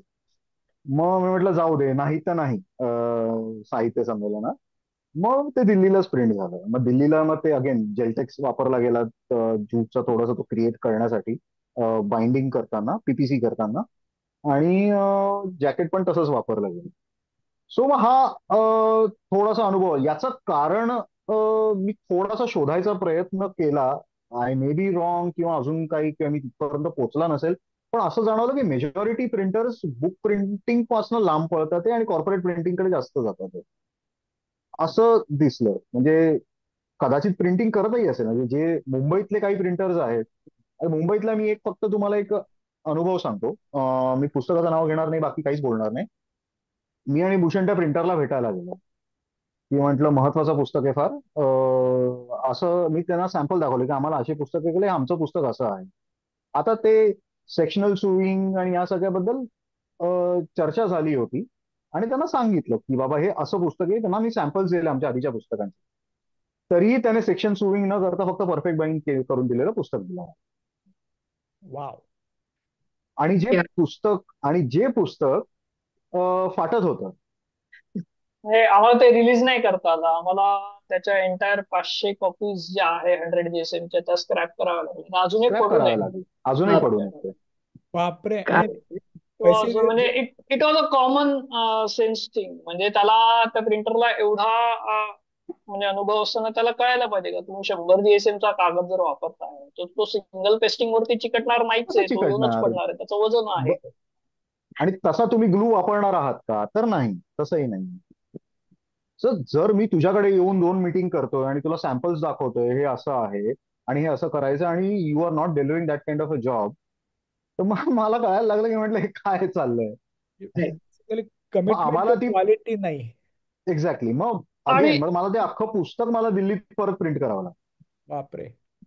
बापरे. आणि आता एक हा थोडा असंही आहे नाही. का, म्हणजे आता दिल्लीच्या प्रिंटरला आम्ही प्रत्यक्ष एकदाही भेटलेलो नाही. एकदाही नाही, 4 वर्षात. त्यांच्याकडनं 9 पुस्तकं छापून घेतली, त्यामध्ये नको तितके प्रयोग केले आणि हे सगळं फोनवरती कम्युनिकेट करून we were entirely satisfied with the product. म्हणजे आमच्या हातामध्ये आलं तेव्हा आम्ही खुशच होतो का ओके, हे म्हणजे आम्हाला पाहिजे तसं झालेलं आहे. इकडे थोडं कसं होतं, मुंबई पुण्यामध्ये इतके प्रयोग होत नाही मराठी पुस्तकं छापताना, त्यामुळे कदाचित असं असावं. पण फार एक्सप्लेन करावं लागतं बऱ्याच प्रिंटर्सना आणि मग त्यांना सगळं एक्सप्लेन करावं लागतं आणि तरी पण जो आउटपुट जे काही मिळतं त्यामध्ये काय ना काहीतरी मागे राहूनच जातं, काहीतरी असं मागे राहून वाटतं, जातो. फिलिंग. हे म्हणजे या दोन्ही म्हणजे तिन्ही प्रिंटर्स मधला अनुभव असा होता की 15-20 रुपये, 25 रुपयाचा फरक आहे. म्हणजे हा आलेला अनुभव. मग कसं आहे की तुम्ही एकदा जर रॅपो डेव्हलप केला ना प्रिंटर सोबत, तर प्रिंटरला पण कळतं की तुम्हाला एक्झॅक्टली काय हवं. right. हम्म. म्हणजे आता दिल्लीच्या प्रिंटरला आम्ही कधीच भेटलो नाही. जे काय आहे ते फोनवरती बोलणं व्हायचं. माझे जे रिक्वायरमेंट्स मी त्यांना सांगायचो, मग तो व्हिडिओ कॉल करायचा, तो प्रिंट कसं होतं हे दाखवायचा वगैरे. त्यातनं मग सॅटिस्फॅक्शन होऊन मग पुढचं प्रोडक्ट, फायनल प्रोडक्ट आमच्याकडे यायचं. इकडे इकडे होत होतं, पण मग मला सारखं फॉलोअप घ्यायला लागायचं. नाही हे असं हवंय, हे असं हवंय, असं हवंय. म्हणजे आता फॉलोअप मला दिल्लीच्या प्रिंटर सोबत पण घ्यायला लागायचं, मला मुंबईच्या प्रिंटर सोबत पण घ्यायला लागतो, पुण्याच्या प्रिंटर सोबत पण घ्यायला. I cannot 100% rely on them. म्हणजे बाबा मी काम दिलंय आणि मला जसं हवं तसं होणार तर नाही. तुम्हाला प्रत्येक प्रोसेसमध्ये, प्रत्येक छोट्या छोट्या गोष्टींमध्ये तुम्हाला लक्ष द्यावंच लागतं. तरच तुम्हाला जे हवंय ते अचीव्ह होणार, अदरवाईज ते अचीव्ह होणार नाही. हम्म. पण हा, म्हणजे त्याच्यामध्ये काही नक्कीच अपवाद आहेत. हे तू हो, आता पण ते अपवाद सांगतोयस, जसे सगळीकडेच असतात रे. हो. त्या हो. नियमच दिसतो. पण ते एकंदरीत तू जे काय पुण्या मुंबईच्या प्रिंटर्स बद्दल जे सांगतोयस ते, आणि ते प्रिंट वीक मध्ये एकही मराठी पुस्तक नसणं, या दोन्ही गोष्टी येस. एकमेकांना एकमेकांच्या बरोबर जाणार. right. तर आता मग आता तुम्ही, हा सॉरी. तुला बोलायचं असेल तर बोल आणखीन. हा. नाही नाही नाही नाही, तुम्ही बोला प्लीज. म्हणजे मला प्रश्नच विचारायचा होता की तुम्ही बरेच प्रयोग केलेत वेगवेगळ्या प्रकारचे आणखीन सुद्धा. म्हणजे इतर गोष्टी, हे प्रसाद कुमठेकरांचं अलीकडचं तुम्ही केलेलं पुस्तक, तर ते अत्तराबद्दल आहे आणि त्याच्या बुकमार्कला अत्तराचा सुगंध येतो. तर ती ही पण, हे पण आपण बोललो होतो, तर त्याच्याबद्दल जरा सांग ना. मी भूषण बुक डिझायनर आहे. ऍक्च्युली अगेन म्हणजे पिवळा पिवळाचं जे उदाहरण झालं त्यात ऍक्सिडेंटली मिळालं तसं हे झालंय का इतर गोष्टी आमचं फायनल स्टेजला होतं आणि त्याच वेळेला आमचं जैन पवारांचा लेखसंग्रह आला होता सत्य सत्य आणि साहित्य. तर त्याचा जो बुकमार्क होता आधीच्या म्हणजे जैन पवारांच्या पुस्तकाचा तो आम्हाला सॅटिस्फॅक्टरी आमच्या प्रिंटरकडनं काही मिळत नव्हता. सो तो आम्ही इंडिपेंडेंटली आमच्या कल्याणमधल्याच एका प्रिंटरकडनं छापून घ्यायचं ठरवलं. तो छापायला मी त्या प्रिंटरकडे गेलो होतो आणि माझ्या शेजारी एक अगरबत्तीचा विक्रेता त्याचं व्हिजिटिंग कार्ड छापायला तिथे आला होता आणि त्यांनी अगरबत्तीचं दुकान आहे म्हणून हा जो सेंटेड पेपर होता त्याच्यावरती ते व्हिजिटिंग कार्ड प्रिंट करून घेतलं. आणि माझ्या बॅक ऑफ द माइंड तेव्हा इतर गोष्टीच्या डिझाईन बद्दल चालू होतं आणि त्याच वेळेला प्रसादनी ती टॅगलाईन इतर ही इतर हे म्हणून असं ते डोक्यात भरलेलं होतं ते गाजत होतं. म्हटलं अरे हे आहे म्हणजे हे कुठेतरी आपल्याला हा जो कागद आहे हा कुठेतरी आपल्याला या पुस्तकामध्ये जर वापरता आला इन्कॉर्पोरेट करता आला तर नथिंग लाईक इट. मग कसं बुकमार्क कसं सो योगायोग ना. तो हे करता येतो. सो तो योगायोग होता आला की म्हणजे मी अर्धा तास उशिरा जर त्या प्रिंटरकडे गेलो असतो आधी गेलो असतो तर कदाचित झाला नसता नॉर्मल बुकमार्क झाला असता बाकीच्या. बट यू हॅव पण टू बी अटेंटिव्ह म्हणजे या हा, गोष्टींसाठी तुम्हाला एक्झॅक्टली. ओपन म्हणजे तुम्ही रिजिड नाही राहू शकत. म्हणजे एका पुस्तकाच्या बाबतीत असं झालं होतं आमचं का म्हणजे फाईल साईज वगैरे सगळं ठरलं होतं आणि ती प्रिंटला जाणार प्रिंट रेडी फाईल केतनकडनं आली होती आणि त्यावेळेला मी अमेझॉनवरून मागवलेलं एक पुस्तक जस्ट डिलिव्हर झालं. सिगल पब्लिकेशनचं पुस्तक होतं ते आणि त्याचा आकार आमच्या जे ठरलेलं पुस्तक होतं त्याच्यापेक्षा फक्त अर्धा सेंटीमीटरनी कमी होता विड्थला आणि हाईटला. पण त्यामुळे ते माझ्या हातामध्ये एकदम असं परफेक्ट बसत होतं. म्हटलं हा आकार करायला काय हरकत आहे का म्हणजे आणि काय फार होणार नाहीये म्हणजे आणि कॉस्टही काय वाढत नाही. सो मग लगेच केतनला फोन करा अरे भाऊ दे अर्धा अर्धा सेंटीमीटर कमी करून त्यांनी करून दिलं नक्की. So you have to be open ते बदलत राहतो पुस्तकाचा Correct. आकार तसं सगळं आपण सगळं भेटलो तेव्हा होतं. भूषण म्हणाला होता की पुस्तक हे एक सेन्सरी ऑब्जेक्ट आहे. बरोबर. तुम्ही Correct. जर त्या गोष्टींना घेऊन तुमचे डोळे कान या गोष्टींचा जर वापर करत नसाल नाक देन सुद्धा. You have to question yourself at Right. Some point in time की म्हणजे नाही मग काय मग अगदीच ठोकताळ्यासारखं तुम्ही करणार आहात का त्यांना. Right.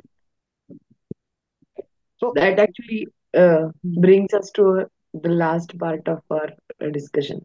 की अलीकडे दणादणा लोक सोशल मीडियावरती पुस्तकाबद्दल कोणीही काहीही बोलायला लागलं की पीडीएफ मिळेल, याची पीडीएफ मिळेल असं विचारतात. तो एक अतिशय संतापजनक प्रश्न असतो.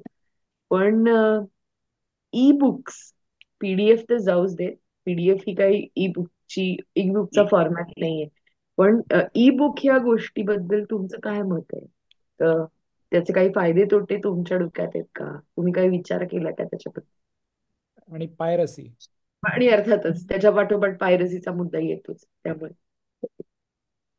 फार कॉम्प्लिकेटेड रिलेशनशिप आहे माझं पायरसी बरोबर. म्हणजे मी आधी सांगितलं तसं का पुस्तक ऍज अ ऑब्जेक्ट म्हणजे पुस्तक एक वस्तू म्हणून मी त्याच्या प्रेमात पडण्यापूर्वी मी ईबुक सर्रास वाचायचो म्हणजे अगदी. एक उदाहरण देतो. हॅरी पॉटरचा 7वा भाग हॅरी पॉटर अँड मिथली हॅलोस 2007 साली प्रकाशित झालेला आणि म्हणजे पूर्ण तो सगळा माहोल वगैरे तयार केला होता का रात्री 12 वाजून 1 मिनिटांनी ते प्रकाशित होणार. सगळे पॉटर हेड्स दुकानाच्या समोर रंगाविंगा लावून उभे वगैरे होते. 2007 साल. आता तेव्हा मी कॉलेजमध्ये होतो आणि मला आठवत नाही एक्झॅक्टली अमाऊंट काय होती 500च्या आसपास असावी त्यावेळेला त्या पुस्तकाची किंमत. हो हो. आणि त्यावेळेच्या माझ्या पॉकेट मनी मध्ये आणि वरून जे काय पैसे चोरायचो त्यामधनं ते काय अफोर्ड करणं काय मला काय शक्य नव्हतं. आणि पक्का क्वार्टर हेड म्हणजे फार एक्साइटमेंट होती त्यावेळेला त्या पुस्तकाला घेऊन काय 6-7 एका मोठ्या सिरीज हा एंड आहे वगैरे.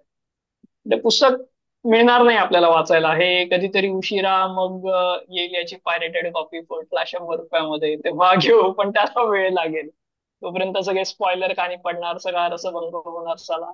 फार असा फ्रस्ट्रेटेड होतो म्हणजे एक्साइटेड पण होतो फ्रस्ट्रेटेड होतो. आणि त्या दिवशी रिलीज झालं पुस्तक शनिवार होता माझ्या हाते आणि सकाळी सकाळी मित्राचा फोन आला. 9 वाजता कॉलेज असायचं 8 वाजता मी निघायचो. 7:15 7:30च्या आसपास मित्राचा फोन आला. नाव नाही घेत त्याचं कारण की काही आता गोष्टी मला इथे काय म्हणतात कबुली द्यावी लागेल इथे.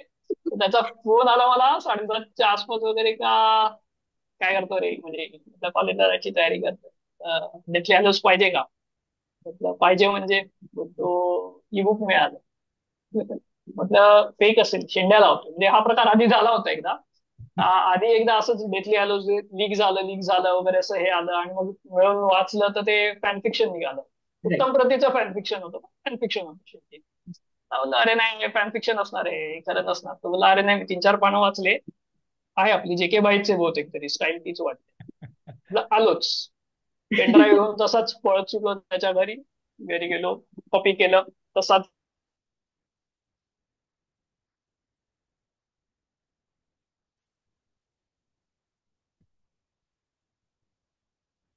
लँडलाईनवर मित्राचा फोन आला. लँडलाईन हे फार महत्वाचं आहे इथे. म्हणजे हे आता 2007 साल, डायलअप कनेक्शनचा एरा. त्यावेळेला माझ्याकडे 32 kbps आपलं ते डायलअप चे कनेक्शन होतं. आता आपण मानून धरूया का त्या ई बुकची साईज कदाचित 1 MB असेल, ती डाउनलोड करायला काहीतरी अर्धा तास वगैरे लागायचा. तर ब्रिटनचं घड्याळ आपल्या जवळजवळ 5.5-1 तास पुढे. म्हणजे आपण असं धरूया का ते पुस्तक जेव्हा 12 वाजता तिकडे रिलीज झालं ब्रिटनमध्ये, आपल्या ते 5:30 वाजले होते. Right. आता हे पुस्तक आहे, या पुस्तकाने त्या काळचे सगळे विक्रीचे रेकॉर्ड वगैरे मोडलेलं असं पुस्तक आहे. सो इट्स ऑब्विस का त्या पुस्तकाला त्याचं ई बुक व्हर्जन करताना जेवढ्या शक्य आहे तेवढं सगळं एन्क्रिप्शन, सिक्युरिटी त्या पब्लिशर्सनी आणि जे विकतात त्यांनी द्यायचा प्रयत्न केला. तरी पण कल्याणमध्ये डायलअप कनेक्शन वरती 2-2.5 तासांनी मी ते पुस्तक माझ्या पीसीवर बसून वाचत होतो. सो म्हणजे तुम्ही piracy, ebook piracy, it's not a problem, हे पूर्ण पॉइंट नाही. It's a big big problem. म्हणजे दरवर्षी आर्टिकल्स येत असतात का millions of dollars due to ebook piracy. तिकडच्या पब्लिशर्सला लॉस म्हणजे तो फेस करावा लागतो. सो हे आहे. पण म्हणजे तो एक फार महत्वाचा मोमेंट होता माझ्यासाठी. म्हणजे ते शनिवारी ते पुस्तक मिळालं आणि सोमवारी मी कॉलेजमध्ये असं आयटीत गेलो होतो का झालंय माझं वाचून. त्या कॉलेजमध्ये मी एकटाच होतो, मिरवून घेतलं होतं सगळ्याच्यामध्ये. It was a pivotal moment for my म्हणजे रिडिंग जर्नी. तो माझ्यासाठी फार एक Right. महत्वाचा, एक अभिमानाचा क्षण होता. तो पुढे मला हे करत. सो म्हणजे पायरसीचा मला प्रत्यक्ष फायदा झालेला आहे, असं नाही, असं नाही म्हणू शकत आपण त्याच्यावर. पण पुढे जाऊन मी ते पुस्तक विकतही घेतलं. मला असं वाटतं का पायरसी करणारे जे म्हणजे आहेत ते वाचक नाहीयेत, ते वाचक बनायच्या प्रवासाला निघालेले आहेत असं मला वाटतं. म्हणजे हे ई बुक्सच्या बाबतीमध्ये माझं ऑब्झर्वेशन आहे, आणि छापील पुस्तकांच्या बाबतीमध्ये म्हणजे छापील पायरसी जी आहे त्या बाबतीमध्ये माझं हेच ऑब्झर्वेशन का. आता फोर्टला मी रेग्युलर पुस्तकं घ्यायला वगैरे जातो. तिथे जे जुन्या पुस्तकांचे विक्रेते थोडी काय जी काय आताची नव्याने आलेले बेस्ट सेलर आहेत त्यांच्या पायरेटेड कॉपी पण विकतात. मग त्यांच्याशी चांगली ओळख झाली, त्यांच्याशी गप्पा होत. त्यांना असं एका दिवशी वैतागून विचारलं का पब्लिशर आहे साला तू, म्हणजे पायरसी का करतो, पायरेटेड पुस्तकं का विकतो. तर तोही असा बोलला, तो विक्रेता. तो बोला अरे साहब, हमें भी बेचना नहीं है, इसमें क्या छुटता है, 100 रुपए को बेचना है हम लोग को, 60-70 रुपए में हम लोग को मिलता है, ट्रांसपोर्टर का खर्चा अलग से, 20-30 रुपया छुटता है, हमको भी बेचना नहीं है, लेकिन हम्म. लोग मानते हैं और आए हुए गिराहक को वापस खाली हाथ नहीं बेचना है. थोडस झाली है चर्चा वगैरे. तो म्हणाला बट लेकिन ये पढ़ने वाले पायरसी वाले ये रीडर नहीं है, ये मतलब ये टेस्ट करते हैं और इनको अगर पसंद आ गया है पढ़ना तो अगले बार ऐसे पूछते ओरिजिनल है ना, पायरेटेड तो नहीं, तो वो फिर ओरिजिनल करे. ते तुम्ही आधी आपल्या मागच्या भागामध्ये चर्चा झाली तशी का आपल्या ते पब्लिक लायब्ररीज फार नाही, त्या ऍक्सेसिबल नाही. अमेरिका, युरोपमध्ये गावोगावी लायब्ररीज आहे जिथे तुम्हाला 10-10, 20-20 पुस्तकं बॉरो करता येतात. Right. आपल्या इथे आहे कल्याणची सार्वजनिक वाचनालय आहे. मेंबरशिप घ्यायसाठी मधून मेंबरकडे जा, त्यांच्या सह्या आणा, हा असा खूप ताप असतो. ऍक्सेसिबल नाहीये. 5,000 मेंबर, एका पुस्तकाची एकच कॉपी आहे, तुम्हाला पुस्तकं मिळत नाही. ते कसं आहे अनेक जो हा, अनेकदा पुस्तकाला क्लेम लावून ठेवायला लागतो 2-2 क्लेम महिने. लावून ठेवा, मग ते कळवणार तेव्हा तुम्हा म्हणजे तुमचा तो एक काहीतरी वाचायचा एक हे असतो, टेम्पो असतो, मूड असतो, तो निघून गेलेला असतो मग अवेलेबल. पुस्तक म्हणजे हाताळत अवेलेबल नाहीये, ऍक्सेसिबल नाहीये पुस्तक पब्लिक लायब्ररीज नसल्यामुळे. याच्यामुळे मग ज्यांना वाचक व्हायचं आहे, जे त्या म्हणजे मार्गावर निघालेले आहेत, त्यांना काय ऍक्सेसिबल आहे. म्हणजे पुस्तक विकत घ्यायचं 500, 550, 600 रुपयाला घ्यायचं आणि ते नाही आवडलं तर so it's acts as a kind of testing म्हणजे अल्टिमेटली काही इंडिव्हिज्युअल पुस्तकांना त्याचा लॉस होत असेल, बट म्हणजे पायरसी पेक्षा मला असं वाटतं लॅक ऑफ इन्फ्रास्ट्रक्चर जे आहे पुस्तकांना घेऊन, तो जास्त महत्वाचा प्रश्न म्हणजे भारतामध्ये. म्हणजे पायरेटेड पुस्तकांचा, म्हणजे छापील पायरेटेड पुस्तकांचा जर तुम्ही बघायला गेलं तर युरोप अमेरिकेमध्ये एवढा प्रॉब्लेम नाही, कारण की तिकडे हा प्रॉब्लेम नाही. म्हणजे तिकडे ईबुक पायरसीचा प्रश्न जास्त मोठा आहे राईट, कम्पेअर्ड टू छापील पायरेटेड पुस्तक. राईट. हा हे आहे. तुला आणि ई बुक ईबुक्सचा पण आणि तोच प्रॉब्लेम, म्हणजे लिगली जर तुम्ही ईबुक्स नाही पायरसी, आता ई बुक्स बद्दल तुम्ही म्हणाल तसं ई बुक्सला पण तो ऑनलाईनचाच हे होतो. म्हणजे जसं मागच्या भागामध्ये मी बोललो का ऑनलाईन ऑनलाईन पुस्तकांच्या विक्रीमध्ये कसं तुमचा चॉईस मॅनिपुलेट होतो, तो फॅक्टर थोडाफार इथे प्ले होतोच. म्हणजे तुम्ही अमेझॉन किंडलच्या लायब्ररीमध्ये जाणार, मी आता स्वतः किंडल वरती मी पुस्तकं विकत घेऊन वाचतो काही. किंडलचं मेंबरशिप वगैरे अधूनमधून मी घेत असतो, मग फ्रस्ट्रेट होतो, अनसबस्क्राईब करतो, ते चालू असतं माझं. काय लव्ह अँड का hate kind of a relationship. Sorry, का सॉरी, आवाज ब्रेक होतो. का का फ्रस्ट्रेट होतोस?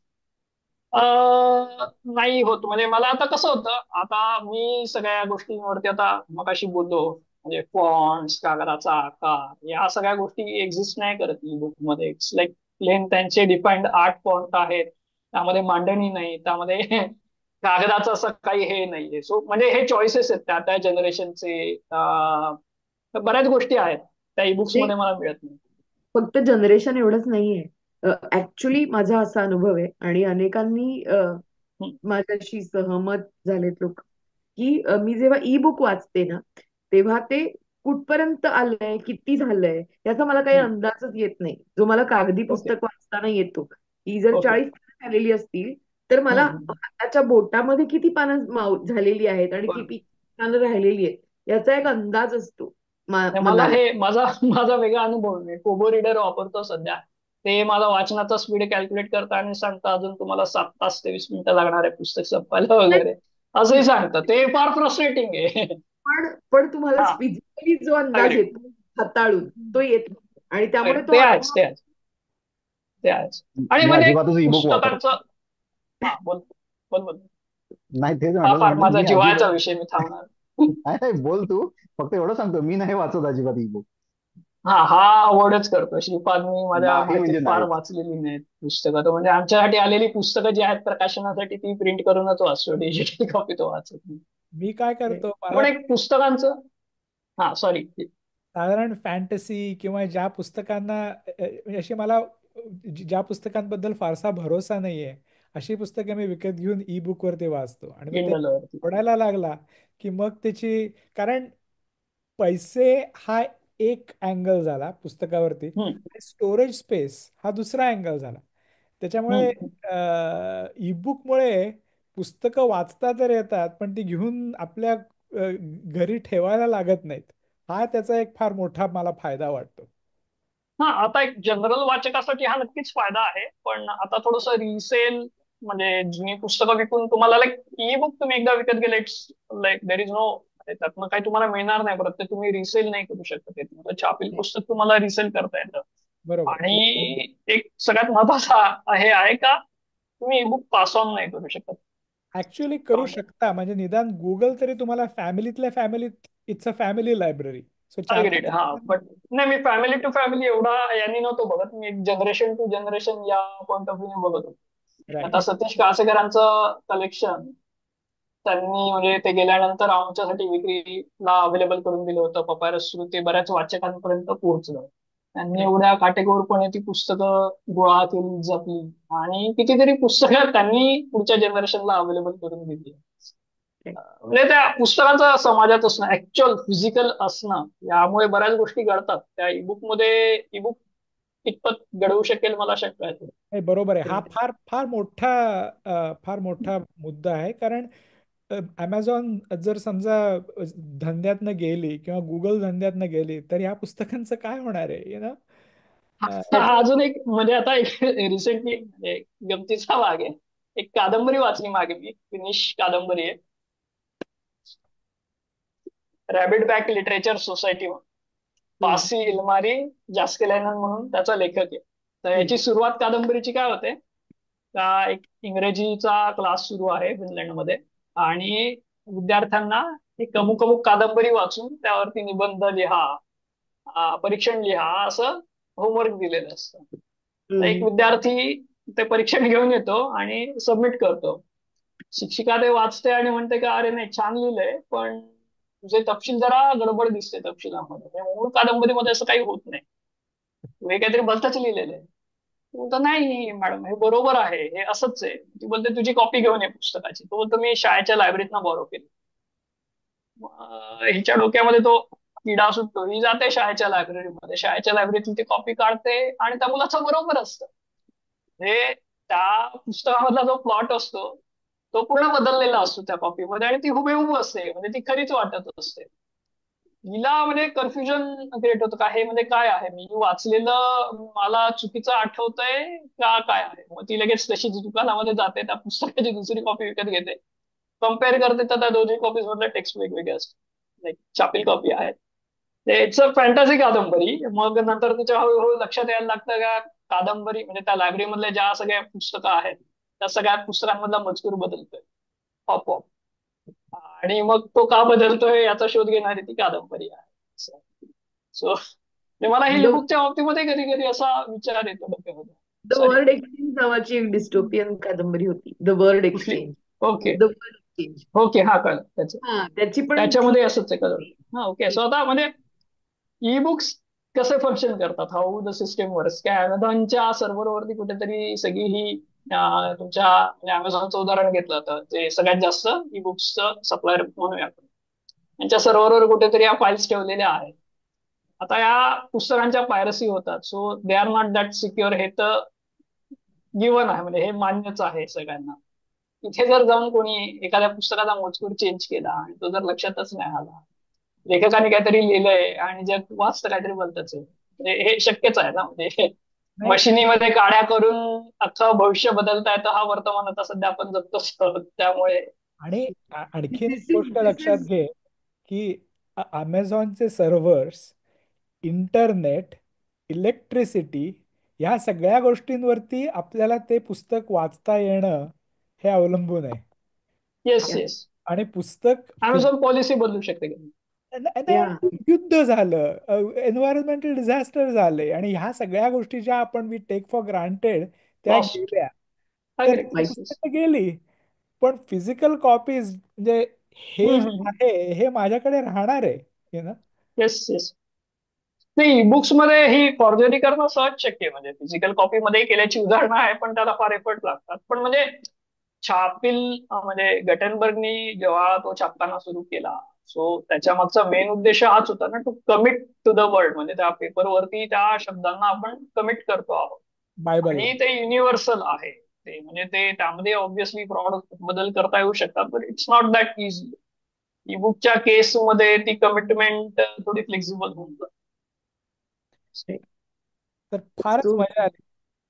आ, आणि आपण जेव्हा साधारण 2-2.5 महिन्यापूर्वी कल्याणला तुमच्या दुकानात भेटलो होतो आणि भरपूर गप्पा मारल्या होत्या, तर तेव्हापासून पुस्तक गप्पाच्या प्रेक्षकांना सुद्धा आपल्या गप्पा या या टॉपिक्स बद्दल ऐकायला आवडतील असं डोक्यात घोळत होतं. तर तुम्ही आमच्या आग्रहाला मान देऊन आलात, 2 प्रोग्राम्स आमच्या बरोबर केले, तितका वेळ दिलात, आम्हाला पुस्तकं दाखवलीत, पुस्तकाच्या निर्मितीच्या प्रक्रियेबद्दल आणि पुस्तकाच्या भौतिक रूपाबद्दल इतक्या इंटरेस्टिंग गोष्टी सांगितल्यात. याच्याबद्दल तुमच्या दोघांचेही अगदी मनःपूर्वक आभार. आणि पुस्तक गप्पाच्या पुढच्या प्रोग्राममध्ये भेटूच. धन्यवाद. Thank you, thank you. तुम्ही आम्हाला हा चान्स दिला. बऱ्याच म्हणजे आम्हालाही उजळणी झाली, बऱ्याच गोष्टी बऱ्याच मांडाव्या लागल्या गोष्टींचे म्हणजे बऱ्याच गोष्टी पेपरवरती या मांडाव्या सगळ्या. लागेल. हो. सवय नाही म्हणजे अजिबात. बऱ्याच गोष्टींचा आम्ही विचार केला नव्हता, तर उत्तरं देताना तो करावा लागला. थोडी उजळणी झाली नक्की, म्हणजे काय कशी सुरुवात केली होती, कुठे चाललो आहोत. मजा आली, थँक्यू. हे अंडरस्टेटमेंट आहे. म्हणजे खूप वेगवेगळ्या प्रकारच्या इन्साइट्स मिळाल्या. सो थँक्यू म्हणत नाही, आपण बोलत राहू.